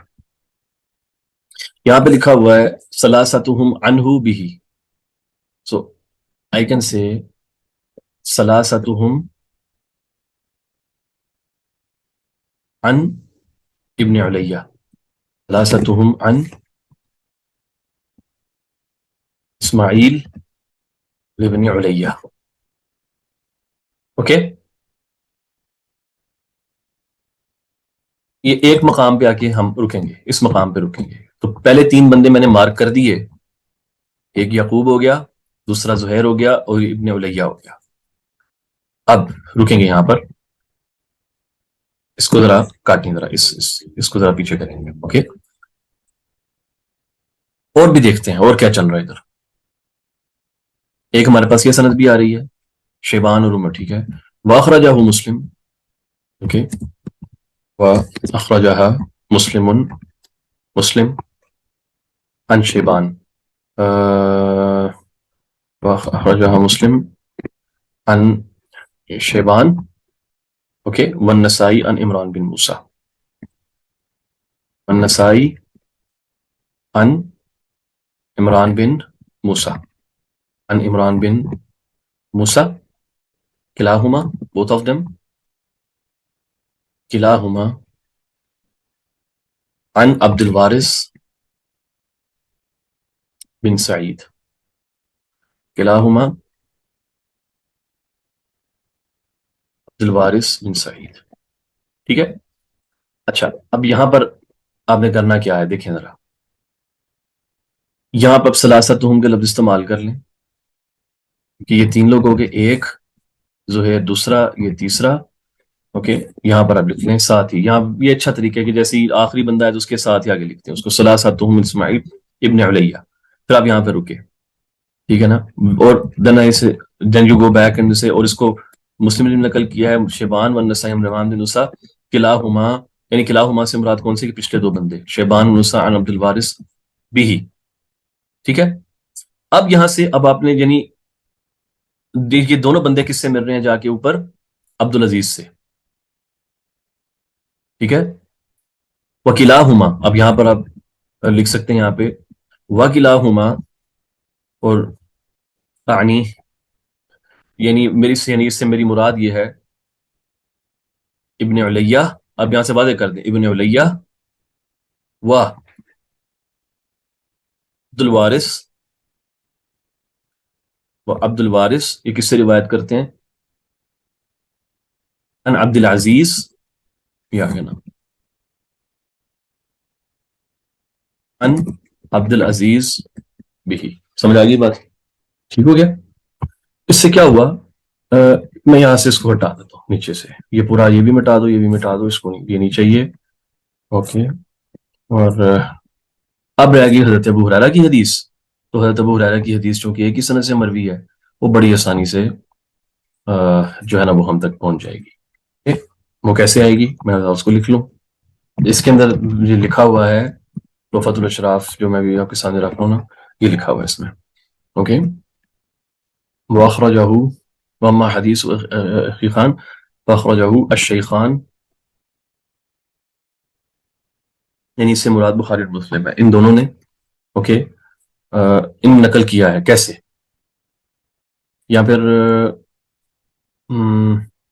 اچھا لکھا ہوا ہے بالاسناد الذی قبلہ، یعنی یہ بیسیکلی فائن، یہ آپ اس کو جو ہے نا خود بنا لیں گے، یو نو کہ اس کے بعد اس کو کیا کرنا ہے آپ نے، اوکے۔ اس طریقے سے کیا ہوتا ہے کہ آپ کی ایک جو جو طریقہ ہے نا یہ مکمل، اچھا یہ طویل تخریج ہے، یہ بہت طویل تخریج ہے جو ہوئی ہے، اس میں ایک ایک راوی کا خیال رکھا گیا ہے، اوکے، ایک ایک راوی کا خیال رکھا گیا، اور یہ تو صرف ابھی 6 کتابیں ہیں جن کے اندر سے اس کو چنا گیا ہے، 6 کتابوں میں سے چنا گیا ہے، لیکن اگر کتابیں اگر زیادہ ہوں، مثلاً اگر آپ کے 20 کتابیں ہو جائیں، پھر آپ نے ایک ایک کتاب کا جو ہے نا اس پہ وہ تفصیل اس کو نقل کرنی ہے کہ وہ کیا ہے۔ ایک چیز یاد رکھیے گا اس حوالے سے، مرکزی راوی کے حوالے سے، کہ اب جب آپ تخصیص اس کی مختصر تخریج جب کریں گے نا، تو آپ یوں لکھ سکتے ہیں کہ اخرج الستہ، ستہ سے مراد یہ 6 کے 6 ائمہ ہو گئے حدیث کے جس کی آپ تخریج کر رہے ہیں، اخرج الستہ من طریق یحییٰ ابن سعید، بات سمجھے، اخرج الستہ من طریق یحییٰ ابن سعید عن محمد بن ابراہیم التیمی عن علقمہ بن وقاص عن عمر بن الخطاب رضی اللہ عنہ قال قال رسول اللہ صلی اللہ علیہ وسلم انما الاعمال بالنیات الی آخر۔ یہ بات سمجھ آ گئی اب نا، کہ جو جب آپ ایک مختصر تخریج کرتے ہیں اور آپ کو سینٹرل نریٹر بتانا ہوتا ہے کہ یہ اصل میں روایت شروع کہاں سے ہوئی ہے، میں دوبارہ سے بول دیتا ہوں کہ آپ اس کی تخریج ایسے کریں گے اگر آپ نے مختصر تخریج کرنی ہوگی، کیونکہ اب آپ تفصیل سے تخریج کر رہے ہیں نا، تو اب آپ کو یہ میرا جملہ اختصار والا سمجھ آئے گا کہ اخرج الستہ من طریق یحییٰ ابن سعید عن محمد ابن ابراہیم التیمی عن علقمہ بن وقاص عن عمر بن الخطاب رضی اللہ عنہ قال، اس کے بعد آپ حدیث شروع کر دیں گے، ٹھیک ہے؟ اس سے میرے لیے کیا انفارمیشن ہے، مجھے یہ پتا چل جائے گا کہ اس حدیث کا جو مرکزی راوی ہے وہ کون سا ہے۔ آپ کو یہ نہیں کرنا کہ اخرج الستہ من طریق محمد بن ابراہیم التیمی، دس از رانگ۔ اس سے ایک محدث کو جو ہے نا جو پڑھے گا اس کو یہ آئیڈیا جائے گا کہ شاید محمد بن ابراہیم اس کو بیان کرنے میں منفرد ہوا ہے، یا وہ ہے اس کا جو مرکزی راوی ہے، ایسا نہیں۔ اچھا، اب یہ سوال آیا کہ جن لوگوں نے اس کے رجال دیکھے ہیں، اب وہ یہاں پر ایک مسئلہ پیدا ہو رہا ہے کہ محمد بن ابراہیم التیمی کے بارے میں یہ حکم لکھا ہوا ملے گا آپ کو کہ ثقۃ لہ افراد، افراد کا معنی ہوتا ہے کہ اس نے کچھ ایسی مرویات کو بیان کیا ہے جس کو یہ بیان کرنے میں منفرد ہوا ہے، اور یہ ان بڑے روات میں سے نہیں ہے کہ جن کے تفرد کو ہم آنکھیں بند کر کے قبول کریں گے۔ آپ سمجھے بات کی، یہ ان بڑے روات میں سے نہیں ہے، اس لیے آپ کو آئیڈینٹیفائی کر دیا کہ اس کی مرویات میں افراد ہوتا ہے۔ آپ کو یہ افراد والی بات سمجھ آ گئی نا؟ اسی وجہ سے آپ کو پتہ ہے احمد بن حنبل نے یہ جو محمد بن ابراہیم جو ہے اس کی اس روایت کو منکر ڈکلیئر کیا ہے، انما الاعمال بالنیات کو، کیونکہ یہ بھی روایت اس کے تفردات میں سے ہے۔ لیکن اب سوال یہ پیدا ہوتا ہے کہ اگر یہ اس کے تفردات میں سے ہے تو پھر آپ اس کو کیوں قبول کر رہے ہیں؟ احمد بھی قبول کرتے ہیں، لیکن کیوں قبول کر رہے ہیں؟ حدیث کی صحت پہ ہمیں شک نہیں ہے، اوکے، سوال پیدا ہوتا ہے کیوں؟ اور یحییٰ سے یہاں تک کہا گیا ہے کہ 700 ائمہ نے اس حدیث کو یحییٰ سے لیا ہے، 700 ائمہ حدیث سے اس کو نقل کیا، ایسی روایت ہے یہ۔ لیکن یہ ساری کی ساری جا کے سندیں یحییٰ پہ ملتی ہیں، جا کے کسی اور پہ نہیں ملتی۔ آپ اس روایت کو کیوں قبول کریں گے؟ مجھے وجہ بتائیں۔ صحابی کی مطابق جو مل گئی، نہیں صحابی کی کوئی مطابق نہیں ہے۔ حافظ اس کا انکار کرتے ہیں، 700 والی بے شک کرتے ہیں، میں نے کہا یہ بھی کہا ہے لوگوں نے کہ 700 لوگوں نے اس کو نقل کیا، میں بھی نہیں مانتا 700 والا ایک وہ ہے، کیا کہتے ہیں کہ وہ بالغہ ہے۔ اصل بات ہے کہ اس کا متن صحیح ہے، کیونکہ متن کو تواتر مانوی حاصل ہے۔ صابر بھائی یہ ہے بات اصل جو شیخ منیر کہہ رہے ہیں، یہ بھی کہ محدثین تواتر سے استعمال نہیں کر رہے، بات یہ ہے کہ اس کا متن جو ہے یہ تواتر مانوی رکھتا ہے، اس کا متن تواتر مانوی رکھتا ہے۔ اچھا ایک سوال، ایک میں ان کی کریکشن کر دوں، ایک بھائی نے مجھے یہ کچھ بات بولی ہے، اب اخرجہ کی بجائے اخرجت الستہ ہونا چاہیے، اخرجت ستہ استعمال نہیں ہوتا، اخرجہ الستہ استعمال ہوتا ہے، اسی کے اوپر محدثین کا عمل ہے، یہاں پر یہ اخرجہ کا لفظ استعمال کرتے ہیں، ٹھیک ہے۔ اگر آپ ایون کہ ملا علی قاری کی مرقات المفادی دیکھ لیں اٹھا کے، ان کی شرح مسند ابو حنیفہ آپ چیک کر لیں، اور اس طرح کی جو دیگر کتب ہے، جیسے کہ حافظ ابن حجر اسقلانی کی بھی جو کتاب ہے نا الدرایا، الدرایا جو ہے فی تخریج حدیث الہدایہ، اس کے اندر بھی وہ اخراجہ کا لفظ استعمال کر، ٹھیک ہے، یہ نہ بھی خرابی نہیں، نہ بھی خرابی نہیں، ٹھیک ہے، لیکن یہ ہے کہ ہم اس کے ساتھ رہیں جو ایک چلتا آ رہا ہے نا، ان کی اصطلاح چلتی آ رہی ہے۔ مثلاً آپ کو پتہ ہے جو معلول جو لفظ ہے نحوی اعتبار سے ٹھیک نہیں ہے، لیکن یہ حدیث معلول ہے، یہ محدثین کے کلام میں کثرت سے لفظ پایا جاتا ہے، اور نحوی اکثر نحوی اس کی مخالفت کرتے ہیں، یہ وہ کہتے ہیں لفظ معل بنتا ہے۔ جب علت پہ گفتگو کریں گے نا، آپ میں بتاؤں گا کہ اس کی جو نحو کے اعتبار سے اس پہ جو بحث ہے، محدثین اس کو غلط استعمال کرتے ہیں، آج تک کرتے آ رہے ہیں اور نحوی سر پیٹتے ہیں ان کے اوپر کہ بھئی ایسا بنتا نہیں ہے۔ اچھا اب آ جائیں، میں آپ سے ایک ریکویسٹ کرتا ہوں یہاں پر، انما الاعمال بالنیات، مجھے اس کا قرآن مجید سے کوئی شاہد دیں۔ اللہ تعالیٰ تمہارے دلوں کو دیکھتا ہے، اللہ تمہارے دلوں کو دیکھتا ہے، نہیں یہ حدیث ہے، اللہ تمہاری صورتوں کو نہیں دیکھتا، نہ تم اللہ، بلکہ اللہ تمہارے دلوں کو دیکھتا ہے، یہ حدیث ہے، جو کہ اس حدیث کا انما الاعمال بالنیات کا شاہد ہے۔ اچھا اللہ کو قربانی کا گوشت نہیں پہنچا، ائی واہ، یہ جو آیت مبارکہ ہے یہ اس کا شاہد ہے۔ اللہ پاک کیا فرماتے ہیں قرآن مجید میں؟ اللہ فرماتے ہیں لن ینال اللہ لحومها ولا دماؤها ولکن ینالہ التقوی منکم، نہیں، یہ جو لن ینال اللہ والی جو آیت ہے یہ سورۃ الحج کی ہے، انبیاء کی نہیں ہے، انبیاء کے بعد آتی ہے، لن تنالوا البر حتی تنفقوا مما تحبون، اس سے بھی شاید بن سکتا ہے کہ اعمال کا دار و مدار نیتوں پر ہے، بن سکتا ہے شاید اس سے بھی۔ اور جعفر بن بطان سے روایت نقل کر کے سمن نبی اور اللہ صبر، ہاں یہ تو حدیث سے شاہد ہو گیا، اس کے علاوہ تو قرآن مجید اس کا شاہد ہو گیا، قرآن مجید اس کا شاہد ہو گیا، پھر اس کے علاوہ اور کیا؟ وہ جو قسم والی آیت ہے وہ والی اس کا شاہد ہے کہ نہیں، کہ وہ جو تم لو قسمیں کھاتے ہو اللہ اس پہ تمہاری پکڑ نہیں کرتا، بات سمجھ آئی؟ وہ بھی اس کا شاہد ہے نا، ٹھیک ہے۔ تو قرآن مجید میں آپ کو یہ جو مضمون ہے نا انما الاعمال بالنیات، یہ آپ کو یوں پورا نظر آئے گا۔ آقا صلی اللہ علیہ وسلم کی جو احادیث ہوتی ہے نا، ہمیشہ آپ نے اس طرح دیکھنا ہے کہ قرآن میں کئی ایسے مفاہیم ہوتے ہیں کہ جو ایکسپلیسٹ نہیں ہوتے، یعنی تصریحاً جو ہے نا وہ آپ کو نہیں ملیں گے۔ مصطفیٰ صلی اللہ علیہ وسلم ایک ایسا جامع کلمہ عنایت فرما دیتے ہیں کہ جو اس کے جو ان جملوں کے اندر ایک پرنسپل کے طور پہ وہ چل رہا ہوتا ہے، جس کے اندر انما الاعمال بالنیات ایک بہت بڑی مثال ہے، ولیس علیکم جناح، سورہ احزاب میں جو ہے، ہاں التقوی ہا ہونا، یہ حدیث ہے، نام نام یہ حدیث ہے، الا من اتى اللہ بقلب سلیم، الا من اتى اللہ بقلب سلیم۔ آپ اس طریقے سے آپ اور بھی بہت سے شاہد قرآن مجید سے نکال سکتے ہیں، تو قرآن اس کے اوپر موجود ہے۔ اس کا کیا اس کا مطلب پتہ کیا ہے؟ اگر تو قرآن مجید میں کوئی ایسا کانسیپٹ ہوتا نا کہ جس سے پتہ چلتا کہ اعمال کا تعلق ظاہر کے ساتھ ہے، نیت کے ساتھ نہیں ہے۔ اچھا ایک اور انما الاعمال بالنیات وہ والی روایت ہے، فویل للمصلین الذین هم عن صلاتهم ساہون، الذین هم یراؤون، یہ بھی شاہد ہے اس کے اوپر، انما الاعمال بالنیات، کہ ظاہر جیسا مرضی تم نے بنا کے رکھا ہوا ہے، نیت خراب ہوگی تباہی ہوگی اندر سے تمہاری، ٹھیک ہے، وہ بھی اس کا شاہد ہے۔ تو آپ نے جب احادیث کو دیکھنا ہے نا، تو حدیث کو دیکھنے کے یہ جو آپ میں نے تھوڑی سی پریکٹس کر کے دی ہے نا، یہ چیز ہوتی ہے۔ جب کہ متن آپ کے سامنے آئے نا، آپ نے یہ دیکھنا ہے کہ کیا قرآن مجید اس کے اوپر شاہد ہے۔ اوکے، قرآن میں یہ مضمون موجود ہے، گڈ، اس کا مطلب ہے کہ یہ شریعت مطہرہ میں کوئی نئی بات شامل نہیں ہو رہی، گڈ۔ پھر آپ دیکھیں گے اگر قرآن میں نہیں ملتا، مثلا نہیں ملتا، آپ سنت میں جائیں گے، وہاں پہ اس مضمون کو سرچ کریں کہ کیا یہ مضمون آپ کو جگہ جگہ بکھرے ہوئے مل رہا ہے۔ ہاں، آپ کو نظر آتا ہے کہ ہاں بھائی یہ تو مختلف احادیث جو صحیح بھی ہیں، حسن بھی ہیں، ضعیف بھی ہیں، اس کے اندر آپ کو یہ ساری چیزیں جو ہے نا وہ نظر آتی ہیں، تو یس، یہ مضمون ٹھیک ہے۔ تو اب اگر محمد ابراہیم التیمی اگر یہ روایت کر دیتا ہے نا، انما الاعمال بالنیات، تو ہمیں اس متن سے کوئی پرابلم نہیں ہے۔ بات یہ واضح ہو گیا آپ کو یہ کانسیپٹ؟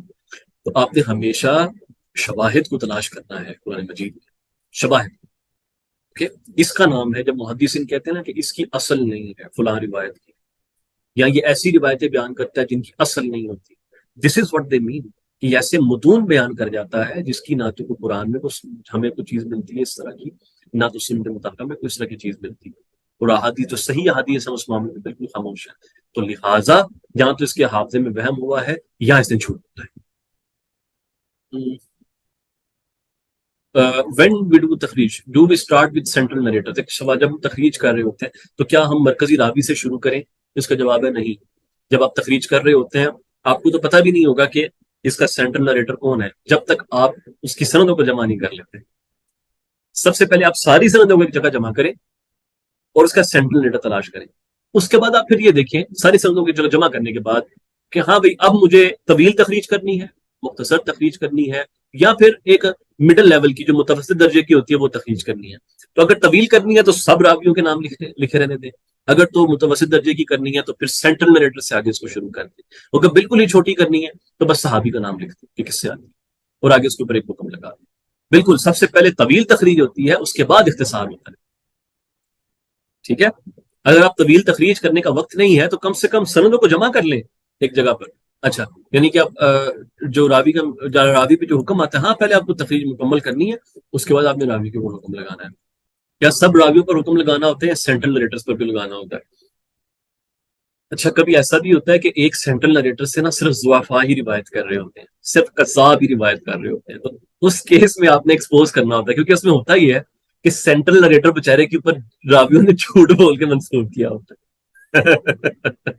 تو وہ نیچے والوں کو دیکھنا ضروری ہوتا ہے، یہ نیچے والے سچے ہیں کہ نہیں، سمجھ آ گئی؟ تو اگر تو نیچے والے سچے ہیں اور کثیر آسانی تو گئی ہے تو پھر نیچے کے اوپر حکم لگانے کی ایسا ضرورت نہیں پڑتی، ٹھیک ہے، آپ اس کو اوپر سے شروع کرتے ہو پھر اس کا۔ میں سے سوال پوچھنا چاہتا ہوں، اب تو بخاری اور مسلم جو پبلش ہو رہی ہیں ان کے آخر میں بھی یہ باقاعدہ انڈیکسنگ بنی ہوتی ہے، ایسا ہے کہ نہیں؟ اینڈ پلائی پوری آپ ایزیلی اس میں سے حدیث تلاش کر سکتے ہیں، کیا ضرورت ہے تحفۃ الاشراف؟ ہاں، اب سنت حدیثی کی باتیں یہاں سے شروع ہوں گی نا، جو میری فیوریٹ ہوتی ہے۔ آپ کو میرا کوشچن سمجھ آیا ہے؟ مکتبات الشاملہ الشریفہ اور وٹ ایور، اس کے اندر تخریج کی آپشن کی موجودگی کے بعد اب آپ کو تحفۃ الاشراف بچیرے کی کیا ضرورت ہے؟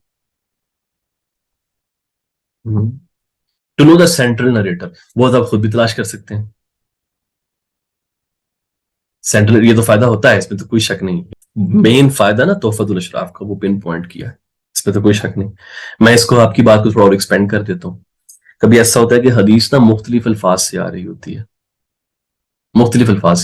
ہے، تو اب ہم جیسے جو مینڈک ہیں مکتبۃ الشاملہ کے، ہمیں تو نہیں پتا، وہ تو حفاظ ہے، مزی جو ہے پتہ یہ بہت بڑا حافظ تھا، حافظ مزی، اوکے، تو ان کو ایگزیکٹلی پتا ہوتا ہے کس کس الفاظ سے حدیث آ رہی، وہ پھر اس کو جگہ جمع کر دیتے ہیں۔ ایک تو یہ چیز ہو گئی۔ اچھا، ایک تو یہ کہ شاملہ میں غلطی ہوتی ہے، بالکل ہوتی ہے، لیکن فرض کریں گے شاملہ میں نہیں جا رہے، جو بخاری مسلم بھی ہمارے پاس پبلش ہے، میں ہارڈ کاپی لوں، وہاں سے آخر میں یہ ساری حدیثیں نکال لوں، شاملہ کو مائنس کر دیں، آخر سے ساری حدیثیں اس کے انڈیکس سے نکال کے میں جمع کر کے اس کو پیپر پہ لکھ دوں. میں تحفۃ الاشراف کی طرف کیوں جاؤں گا؟ جب یہ بتائیں. مختلف الفاظ یہاں سے مل سکتے ہیں سنندہ کا علم جاننے کے لیے. وہ تو آپ خود بھی حاصل کر سکتے ہیں. سندیں جو مزید کنسٹرکٹ کر رہے ہیں وہ تو آپ بھی کنسٹرکٹ کر سکتے ہیں بغیر تحفۃ الاشراف کے استعمال کے. کیا سندوں سے آگے اس کتاب کا کوئی اور استعمال نہیں ہے؟ اس پہ ذرا سوچیں. اب آپ کو میں اگلی کہانی بتاتا ہوں. یہ ہے آپ جو ہے نا اوتھینٹیکیشن آف راوی نہیں کرتے مزی. وہ دوسری تہذیب الکمال میں ہوتی ہے. صحت حدیث کا نہیں چلتا پتا. تحفۃ الاشراف سے. اچھا کیونکہ وہ حافظ تھے. اب ہم اس مسئلے پہ آ رہے ہیں. یہ جو بخاری مسلم اور یہ ساری کتابیں ہیں نا ان کے مختلف نسخے تھے. جو امام مزی کے پاس نسخے پہنچے ہیں نا کہ ضروری نہیں ہوتا کہ ایگزیکٹلی آپ کے پاس بھی وہی نسخہ ہو. یہ عین ممکن ہے کہ وہاں پر لفظ کوئی اور آ رہا ہو اس روایت میں جو مزی کے پاس نسخہ تھا اور آپ کے پاس وہ لفظ نہ ہو آپ کے نسخے کے اندر اور مزی اس کی نشاندہی کر دیتے ہیں. فار ایگزامپل ترمذی کی کتاب لے لیں. آپ کو پتہ ہے جامع ترمذی کے نسخے کے اندر بہت سارے اختلافات ہیں اور وہ اختلاف اس نوعیت کے ہیں کہ جو امام ترمذی کے احکامات ہوتے ہیں نا کسی حدیث کو لے کے یہ حدیث حسن صحیح ہے. دوسرے نسخے میں حسن صحیح نہیں لکھا ہوگا فقط صحیح لکھا ہوگا. تیسرے نسخے میں فقط حسن لکھا ہوگا اسی ایک حدیث کے اندر. تو ہو سکتا ہے کہ آپ تک جو نسخہ پہنچا ہو اس کے اندر وہ لفظ نہ ہو یا ترمذی کا حکم کچھ اور ہو یا ترمذی کا حکم ہی موجود نہ ہو جبکہ جو حافظ مزی کے پاس جو نسخہ پہنچا اس کے اندر وہ چیز موجود ہو. یہ آپ کو پہلا آپ کو جس کا فائدہ سمجھ آیا کہ آپ کیوں ان لوگوں کی کتابوں سے جان نہیں چھڑا سکتے اور آپ نے اس علم کو دیکھنا کیسے ہے. اوکے اب یہ نہ دیکھیں کہ بھائی یہ کتاب جو میرے سامنے پبلش ہو گئی ہاں بھائی یہ بڑی اچھی کتاب ہے بخاری اس سے میں حدیث نقل کر رہا ہوں. بلکہ آپ یہ دیکھیں کہ میرے اور اس آتھر بخاری کے درمیان حفاظ نے اگر اس حدیث کو کبھی لکھا ہے تو کن الفاظ کے ساتھ لکھا ہے. کیا انہوں نے کبھی صرف اس حدیث میں کوئی اختلاف تو نقل نہیں کر دیا. اوکے اس وسعت کے ساتھ آپ نے چلنا ہے. آپ نے. تو یہ فائدہ ہے جو ہے نا وہ تحفۃ الاشراف کا. اچھا کیا حافظ مزی کو وہم نہیں ہوئے؟ وہم بھی ہوئے ان کو. اس لیے اس تحفۃ الاشراف کے اوپر حافظ ابن حجر نے ایک نکت بھی لکھی ہوئی ہے. اس میں ان کے اوہام کی طرف کافی حد تک انہوں نے اشارہ کیا ہوا ہے. اوکے وہم کا ہونا کہ اٹس پیور ہیومن انسانی چیز ہے. That's perfectly fine. اچھا اب آپ کو وہ لاسٹ ٹائم آپ کو جو میں نے وہ کتاب دکھائی تھی جو ہے فتح الملک الاکبر جو مولا علی الاسلام کے صدیق اکبر ہونے سے متعلق ہے اس کے اندر جو تخریج کا باب ہے میں آپ کے سامنے میں وہ رکھتا ہوں. چلو ذرا غور کریں میں اس کی تخریج کس طریقے سے کر رہا ہوں. سب سے پہلے جو کہ فقیر کو اللہ پاک نے رزق دیا ہوا ہے سنید کا تو اس حدیث کو سب سے پہلے میں اپنی سند سے روایت کر رہا ہوں پہلی. ٹھیک ہے نا عبد الفقیر جاری رحمۃ اللہ وجاہد حسین اور وہ میں اپنے جو ہے نا وہ شیخ سے اس کو روایت کر رہا ہوں اور یہ چلتے چلتے یہ پوری سند ایک سند ہو گئی ہا تحویل یعنی اور پھر میری دوسری سند جو ہے وہ اس مقام پہ میں نقل کر رہا ہوں. ٹھیک ہے. اچھا ایک حدیث میں نے ذکر کر دی پوری سند کے ساتھ. اب میں اس کی جو ہے نا وہ نیچے تخریج کیا وہ اخرجہ ابن نعیم فی معرفت الصحابہ والمزی فی تہذیب الکمال. اب کہیں یار امام مزی کا تم نے کہاں سے حوالہ دے دیا؟ تم نے تو کہا تھا جس کے اندر فقط سند ہو بس وہی کتاب کا حوالہ دینا ہے. مزی تو کی تہذیب الکمال تو اسماء الرجال کی کتاب ہے. ہاں اسماء الرجال کی بے شک یہ کتاب ہے لیکن امام مزی اس کے اندر کچھ اپنی عالی اسانید سے جو حدیثیں ہوتی ہیں وہ بعض سند نقل کرتے ہیں. اور اب اس کو میں نے لکھا کیسے ہے ابو نعیم نے معرفت صحابہ میں اور مزی نے تہذیب الکمال میں. اب یہ دو الگ الگ کتابیں ہیں. من طریقی ابی باہر محمد بن حسن. اس کا کیا مطلب ہے؟ اس کا مطلب یہ ہے کہ ان دونوں ائمہ کی سندوں میں جو تھے سو تھے میں نے وہ کینسل کیے. البتہ ان دونوں کی سندیں اوپر جا کے ابو باہر کے ساتھ مل رہی ہیں. گل سمجھ آ گئی؟ اچھا اور ابو باہر اس کو نقل کر رہا ہے محمد بن سلمان بن حارث سے. یہاں پہ میں نے سند روک دی. نہیں سمجھ آئی؟ اوکے میں ایکسپلین کرتا ہوں. میں دوبارہ ایکسپلین کرتا ہوں. ابو نعیم نے اس حدیث کو نقل کیا تو ان کی کوئی بھی سند ہوگی نا جو انہوں نے ذکر کی ہوگی. پوری ایک لمبی چین ہوگی ان کی جو ابو باہر تک آ رہی ہے. اسی طرح مزی نے جب سند ذکر کی تو وہ بھی ان کی بھی ایک چین ہوگی جو ابو باہر تک آ رہی ہے. میں نے وہ چین ذکر نہیں کی بلکہ وہ دونوں چینیں جس پوائنٹ پہ آ کے مرج ہو رہی تھیں، وہ جو سینٹرل نریٹر تھا، میں نے بس وہ بتا دیا یہ کہہ کر کہ من طریق ابی بحر، اور وہ روایت کرتے ہیں محمد بن سلمان بن حارث سے. اب میں یہاں پر رک گیا ہوں، میں ایک اور سند کی طرف جا رہا ہوں. عسکری نے اس کو اوائل میں نقل کیا، پھر میں لفظ استعمال کر رہا ہوں من طریق. اس کا مطلب یہ ہے کہ میں نے پوری سند ذکر نہیں کی. من طریق ابی احمد قال حدثنا احمد بن یحییٰ بن زہیر الحافظ قال حدثنا محمد بن عثمان بن کرامہ. اوکے گڈ، دو ہو گئے. تیسرا وخرجہ الطبری فی تاریخہ من طریق احمد بن حسن الترمذی، یہ تین ہو گئے. کلہم سے مراد کون ہے؟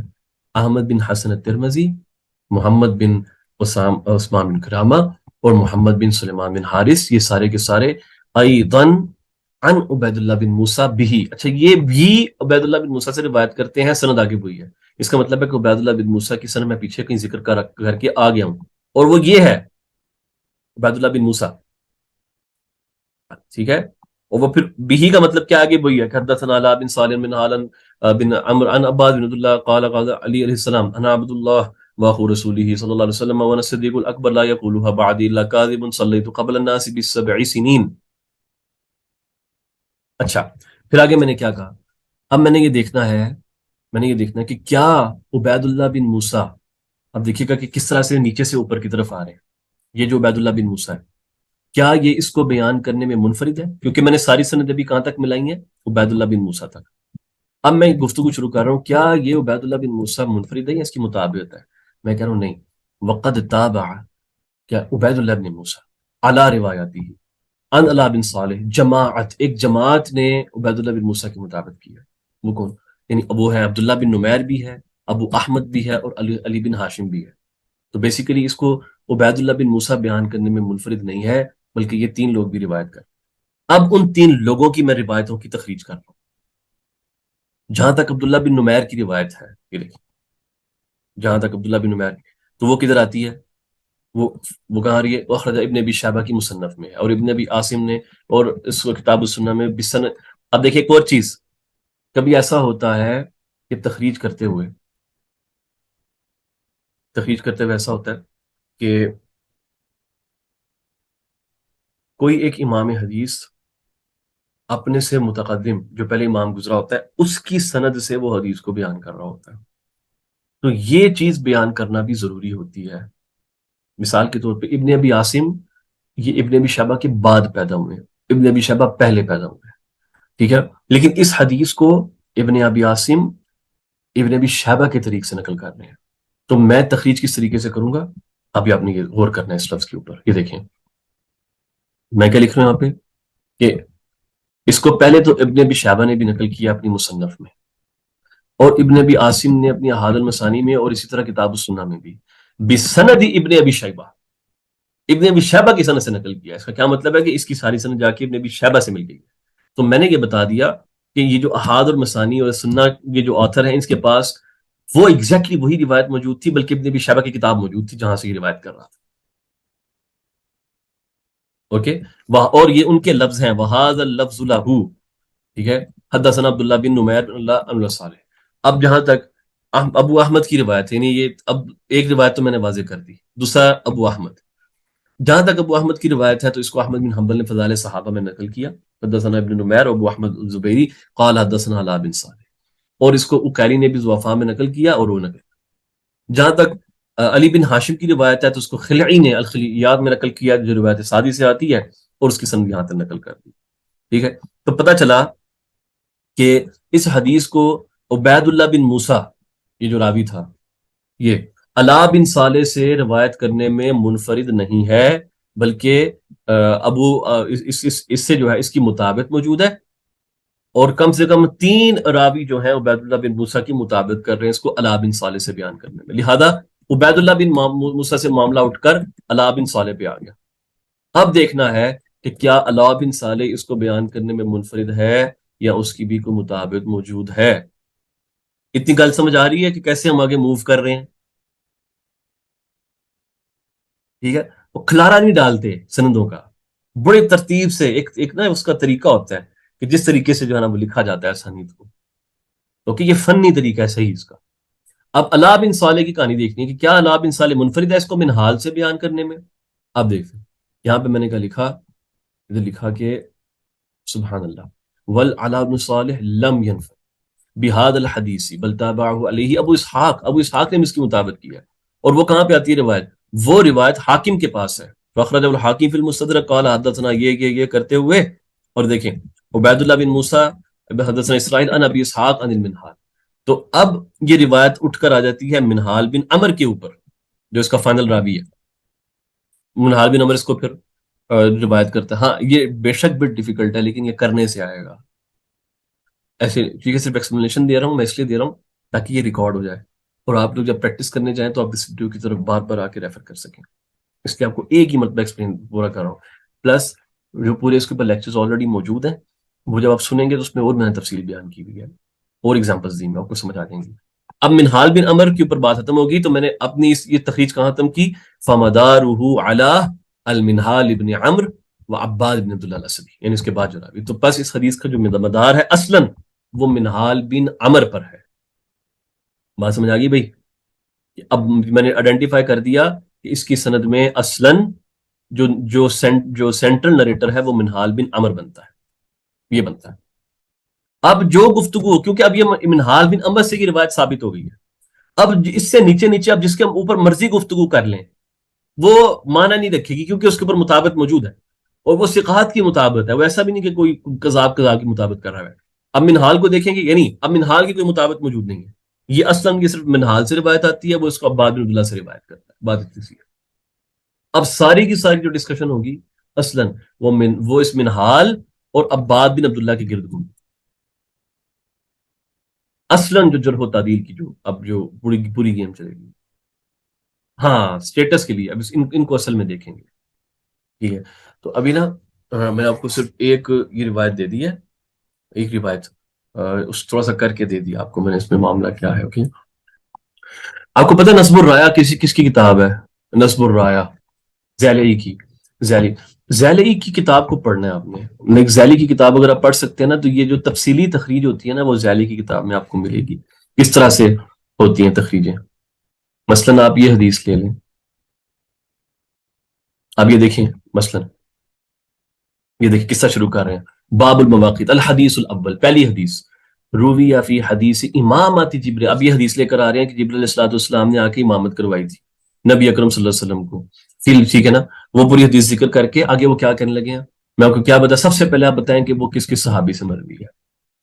کل تو بول کر آپ کو اس کلام سمجھ آئے گا کہ تخریج کیسے ہوئی ہے۔ حدیث امامت جبریل رواہ جماعت من الصحابۃ منہم ابن عباس وجابر بن عبد اللہ وابن مسعود وابی ہریرہ، ٹھیک ہے نا؟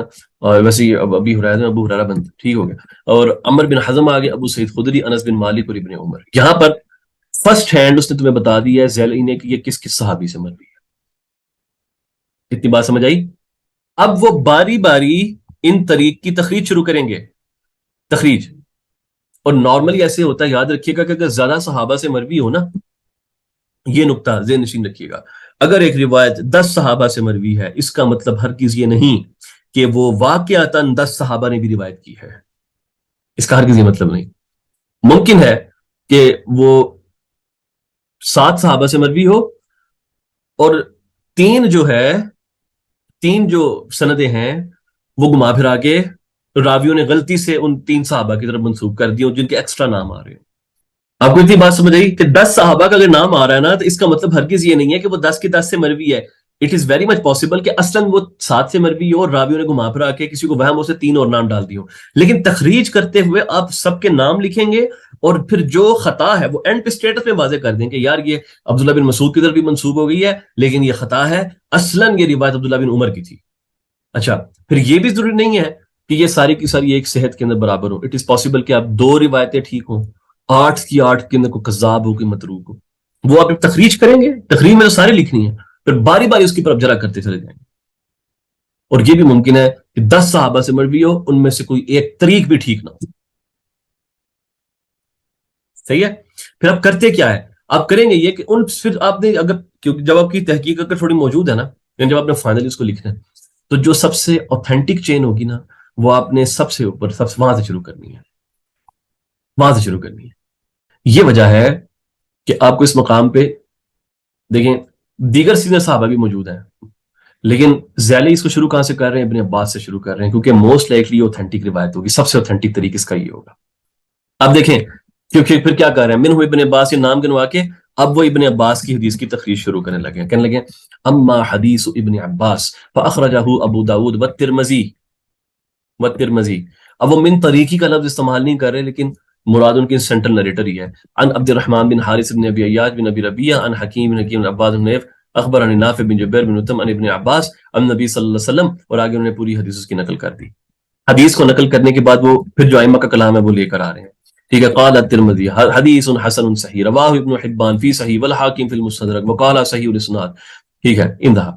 پھر اس کے بعد گفتگو شروع کریں، اس کے راوی عبد الرحمن بن حارث، اس کے اوپر احمد نے کلام کیا ہوا ہے اور اس نے کہا متروک الحدیث، اور اسی طرح ابن جوزی نے کتاب الضعفاء میں نقل کیا ہے، اور لینہ نسائی نے بھی تھوڑی جرح کی ہے، ابن معین نے بھی یہ فلان، لیکن ابن سعد نے، ابن حبان نے اس کی تصحیح کی ہے، اور انہوں نے وقال فی الامام، یہ الکتاب الامام جو ہے نا، یہ ابن دقیق العید کی کتاب ہے احکامات کے اوپر، اس کی طرف حوالہ ہے کہ اس کو ابو بکر ابن خزیمہ نے بھی اپنی صحیح میں نقل کیا ہے، اور ابن عبد البر نے تمہید میں کہا کہ اس کے اوپر بعض لوگوں نے کلام کیا ہے، ٹھیک ہے، اس کی کوئی سینس ہی نہیں بنتی، اس کے سارے روات جو ہے نا وہ مشہور ہیں، اور اس کو عبد الرزاق نے بھی جو ہے نا اس فلاں فلاں فلاں طریق سے نقل کیا ہے، اور چلتے چلتے چلتے چلتے یہاں پر پہلی حدیث کے اوپر کلام ابن عباس کا جو طریق تھا اس کے اوپر کلام مکمل ہوا۔ تفصیلی تخریج دیکھی آپ نے کیا ماری ہے بندے نے، ایک طریق کے اوپر طرح کلام کیا اس نے۔ پھر اس کے بعد حدیث جابر پہ آ جائیں، واما حدیث جابر، وہ شروع کرتے ہوئے اس کا طریق بیان کیا کہ فرواہ ترمذی والنسائی اور واللفظ لہ، یعنی ان کے الفاظ میں کچھ کچھ اختلاف ہوگا، تو نسائی کے الفاظ جو ہے نا وہ اس امام نے چنے، اور بن طریقی یعنی اب ابن المبارک، اب یہ سینٹرل نریٹر آ گیا، ان حسین بن علی کرتے کرتے پوری حدیث آ گئی، حدیث بیان کرنے کے بعد امام ترمذی کا جو پورا کمنٹ ہے وہ پورا کا پورا نقل کیا انہوں نے، پورا کا پورا، اور اس کے اوپر جو اور کوئی بحث تھی وہ بھی نقل کی، ٹھیک ہو گیا۔ پھر اس کے بعد اگلی حدیث کے اوپر گئے، واما حدیث ابن مسعود، اس کو اسحاق ابن راہوی انہوں نے نقل کیا، اور اس کی پوری جو ہے نا وہ تخریج انہوں نے مکمل کر دی بھائی، okay؟ پھر آگے آ جائے، پھر وما حدیث ابی ہریرہ، اس کو بزار نے اپنی مسند کے اندر نقل کیا، چلتے جائیں چلتے جائیں، اوکے۔ جو عمر بن حزم کی جو حدیث ہے وہ کس کے پاس ہے جناب، وہ اس میں وہ انس کی جو حدیث، یہ پھر یہ اگلی روایتیں شروع ہو گئی اس مقام کے اوپر۔ تو ایک تو یہ طریقہ ہوتا ہے بھائی تخریج کرنے کا، ٹھیک ہے، یہ طویل طریقہ ہے، طویل، اس کے اندر ایک ایک چیز دیکھی جاتی ہے۔ اب آپ کو میں ایک کتاب دکھاتا ہوں، جو حافظ زین الدین عراقی کی کتاب المغنی عن حمل الاسفار فی الاسفار، یہ احیاء علوم الدین جو غزالی کی کتاب ہے نا، اس کی یہ تخریج ہے، اچھا، جو عراقی نے پرفارم کی ہے۔ اب اس کے اندر دیکھیں کتنی مختصر تخریج ہے، کتنی مختصر، یہ دیکھیں حدیث من یرید اللہ بہ خیرا یفقہہ فی الدین، یہ حدیث کا متفق علیہ ہے، من حدیث معاویہ تھا، یہ معاویہ کی حدیثوں میں سے ہے، اوکے، من حدیث معاویہ تھا۔ اب ساتھ وہ کیا کہہ رہے ہیں، ہاں ویلہم رشدہ، یہ جو ہے نا ویلہم رشدہ، یہ اس کے الفاظ جو ہیں یہ نہیں ہے معاویہ کے طریق میں، یہ جو زیادتی ہے الفاظ کی، یہ والی یہ طبرانی کے پاس ہے بس۔ اب بیسیکلی یہ چھوٹی تخریجیں ہوتی ہیں نا، جیسے کی ہے، اگر کوئی حدیث متفق علیہ ہو تو زیادہ تر پھر آگے جاتے نہیں ہیں، یعنی کہ بس ٹھیک ہے متفق علیہ ہے، اس کا مطلب پتہ ہے بھائی کہاں حدیث ہے، کدھر آ رہی ہے، کس باب میں حدیث آ رہی ہے، اوکے۔ اور مثال دیکھیں، لا یکون المرء، ٹھیک ہے، عالما حتی یکون بعلمہ عاملا، یہ جو روایت اخرجہ ابن حبان فی کتاب روضۃ العقلاء والبیہقی فی المدخل موقوفا، موقوفا کا مطلب کیا ہے، موقوفا کا مطلب یہ ہے کہ یہ صحابی کا قول ہوگا، علی ابی الدرداء، یہ حضرت ابو درداء کا قول ہے، ولم اجدہ مرفوعا، حافظ عراقی کہتے ہیں کہ میں نے اس کو مرفوع نہیں پایا، مجھے نہیں ملی۔ یہ چھوٹی تخریج کی ایک اچھی مثال ہے، اچھی مثال ہے۔ تو چلیں، میں امید کرتا ہوں کہ آپ کو تخریج سے متعلقہ جو ایک بنیادی چیزیں ہیں وہ پتہ چل گئی ہوں گی، اور اس لیے یہ ساری چیزیں آپ کو میں اس لیے بتا رہا ہوں تاکہ آپ اس سے جو ہے نا صحیح سے فائدہ اٹھائیں، اور یہ جب چیزوں پہ اپنا ہاتھ کھول لیں گے نا، تب اپنے ہاتھوں سے تخریجیں کریں گے، اپنے ہاتھوں سے مسائل میں پھنسیں گے نا جا کے، حدیث کی تصحیح و تضعیف میں، جب آپ کا دماغ بالکل جواب دے جائے گا، پھر جب آپ فقیر کی گفتگو سنیں گے نا تو آپ کو پھر سمجھ آئے گی کہ میں بات کیا کر رہا ہوں۔ ٹھیک ہے، اس سے پہلے وہ اکثر جو ہے نا وہ خیالی پلاؤ آپ کو معلوم ہوں گے، بٹ اصل ورتھ آپ کو تب سمجھ آئے گی جب آپ خود اس کے اوپر جا کے کام کریں گے، اینڈ یو ول انڈرسٹینڈ کہ میں کیا بات کر رہا ہوں۔ تحفۃ الاشراف کی طرح اور بھی کتابیں ہیں، تحفۃ الاشراف کی طرح ایک اور کتاب بھی ہے جس کے بعد آپ کو میں سکھاؤں گا، اس کا نام اتحاف ہے، اتحاف المہرہ۔ اس کے اندر کچھ 10 کتابوں کی اور اطراف ہیں، جس میں دارا قطنی کی، دارمی کی، مستدرک حاکم، وہ حافظ ابن حجر نے لکھی ہے۔ تو اگر آپ 2 کتابیں بس ملا لینا، وہ ایگزیکٹلی اسی سٹائل پہ لکھی ہوئی ہے جیسا تحفۃ الاشراف لکھی ہوئی ہے نا، ایگزیکٹلی اسی سٹائل پہ۔ اگر آپ صرف تحفۃ الاشراف اور اتحاف المہرہ ان دونوں کا استعمال کر لیں تو 16 کتابیں، حدیث کی 16 کتابیں آپ کے اندر آ جاتی ہیں، کہ اگر آپ کو صحابی کا نام پتہ ہے یا اس کی حدیث کا کچھ ٹکڑا پتہ ہے تو آپ 16 کتابوں میں سے تلاش کر سکتے ہیں کہ حدیث کہاں کہاں پر آ رہی ہے۔ یہ علم اتنا زیادہ جو ہے نا وہ ڈیولپ ہو چکا ہوا ہے نا، اتنا ڈیولپ ہو چکا ہے، ہم لوگوں کی سوچ ہے، یہ لوگ انہوں نے کام کیا کر دیا ساری زندگی۔ ہاں یہ دیکھیں شیخ منیر نے تصویر شیئر کیا اس کی اتحاف المہرہ سے، دیکھیں ایگزیکٹلی وہی حدیث پہ آپ کام کر رہے ہیں نا۔ اب وہاں پر کیا لکھا ہوا ہے؟ میم یا پھر رقاق، میم یا پھر رقاق، میں اس کی میں تصویر وہ شیئر کرتا ہوں آپ کے ساتھ، یہ دیکھیں، یہ دیکھیں ذرا، حدیث وہی لا یؤمن، میم یا سے کون مراد ہے؟ یہ نیچے نیچے کی لائن میں لکھا ہوا ہے، پورا پورا نیچے کی لائن میں لکھا ہوا ہے۔ سبحان اللہ، ایوہ، میم یا جو سمبل ہے یہ دارمی کی سمبل ہے۔ گڈ گڈ گڈ، تو اس کو امام دارمی نے بھی نقل کیا ہے اپنی جو ہے سنن کے اندر، اور ان کی سند شعبہ سے جا کے ملتی ہے، اور ہمیں پتہ ہے کہ شعبہ کا طریق آلریڈی ہم لکھ چکے ہیں۔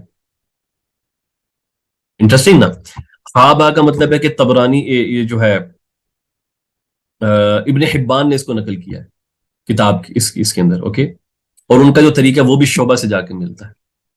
تو یہاں پر آپ کتب ستہ کے علاوہ آپ نے 2 کتابیں اور اس کے اندر جو ہے نا وہ شامل کر لی، اوکے۔ تو میں ابھی اس لیے اس طرف نہیں گیا کہ آپ پہلے نا تحفۃ الاشراف کے اوپر ایک مرتبہ اپنا ہاتھ کھول لیں گے نا، تو پھر جو کتاب آپ کو ویسی فوراً سمجھ آ جائے گی کہ اس کتاب میں کیا ہے، اوکے۔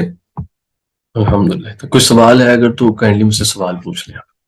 سینٹرل راوی وہ ہوتا ہے جو کسی حدیث کو بیان کرنے میں منفرد ہو، اس کو سینٹرل راوی کہتے ہیں۔ ساری سندیں جس راوی پہ آ کر کٹھی ہو جائیں اس کو سینٹرل راوی کہتے ہیں، اور اس کا صحیح کانسیپٹ آپ کو تب بھی کھلے گا جب آپ اپنے ہاتھوں سے اس کو جو ہے نا وہ کرنا شروع کریں گے، تب صحیح جا کے کھلے گا یہ ہے کیا۔ اچھا ایک سوال آیا ہے کہ ابو موسیٰ کون ہے جو اس پوری سند میں آ رہا ہے؟ اس حوالے سے آپ کو میں ایک ٹپ دیتا ہوں، یاد رکھیے گا، ایک ٹپ میری یاد رکھیے گا۔ جب کبھی اس طرح کا معاملہ پیش آئے نا کہ راوی کھل نہ رہا ہو کہ یہ راوی ہے کون اصلاً، تو اس مقام کے اوپر اسماء و رجال کی کتابیں ٹھیک ہے وہ کام آتی ہیں، لیکن وہاں پر آپ کا وقت بہت برباد ہو جائے گا ایگزیکٹلی اس بندے کو نکالتے ہوئے، اوکے۔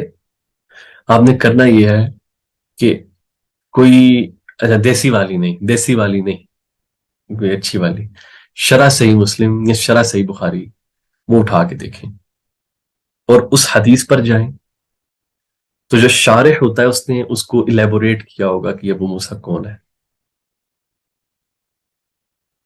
حافظ ابن حجر کرتے ہیں فتح الباری میں بخاری کی حدیثوں کے ساتھ، بدر الدین عینی بھی کرتے ہیں امداد القاری میں، اگر آپ امام مسلم کی جو شرح، جو صحیح مسلم کی جو شروحات ہیں، نبوی بھی کرتے ہیں، فائن، لیکن جو لیٹر آن جو شروحات لکھی گئی ہیں اس کو دیکھیں تو وہ پورا آپ کو بتاتے ہیں کہ یہ راوی کون ہے اس مقام کے، وہ کیونکہ وہ ترجمہ باقاعدہ راوی کا پیش کرتے ہیں۔ یہ بڑی شاندار ٹپ آپ کو میں نے اس کو یاد رکھیے گا، کسی روایت کے اندر راوی کی نہ سمجھ آ رہی ہو نا، اشتباہ ہو رہا ہو کہ راوی کون ہے، تو شرح حدیث کھول کے دیکھیں، شروحات میں جائیں، وہ آپ کو زیادہ فائدہ دیں گی، آپ کا ٹائم بھی سیو کر دیں گی۔ اور اکثر شروحات کے اندر جو ہوتا ہے نا، اگر وہ کسی حافظ کی ہوئی ہو، کسی بندے کے پتر کی ہو، تو وہ آپ کو تخریج اور اس کے مختلف طرق اور سب چیزوں کے اوپر جو ہے نا وہ رہنمائی کر دیتے ہیں، ٹھیک ہے۔ حافظ ابن حجر کے پاس نا وہ تھے بخاری کے مختلف نسخے تھے، مختلف کاپیز تھیں، تو اس لیے ان کی شرح کو اتنی اہمیت حاصل ہے فتح الباری کو، کہ وہ ان نسخوں کے مابین اختلافات تک کو نقل کر رہے تھے کہ فلاں نسخے میں کس لفظ سے ہے، مستملی کے پاس کیا لکھا ہے، ابن ثاقب کے پاس کیا ہے، کریمہ کے پاس کیا لکھا ہوا، الوقت کی کاپی میں کیا لکھا ہوا. This is what he was doing. آج اسی مقام پہ ختم کرتے ہیں. آج کی گزارش ہے انشاءاللہ اللہ تعالیٰ سلامت رکھے جی. السلام علیکم ورحمۃ اللہ وبرکاتہ.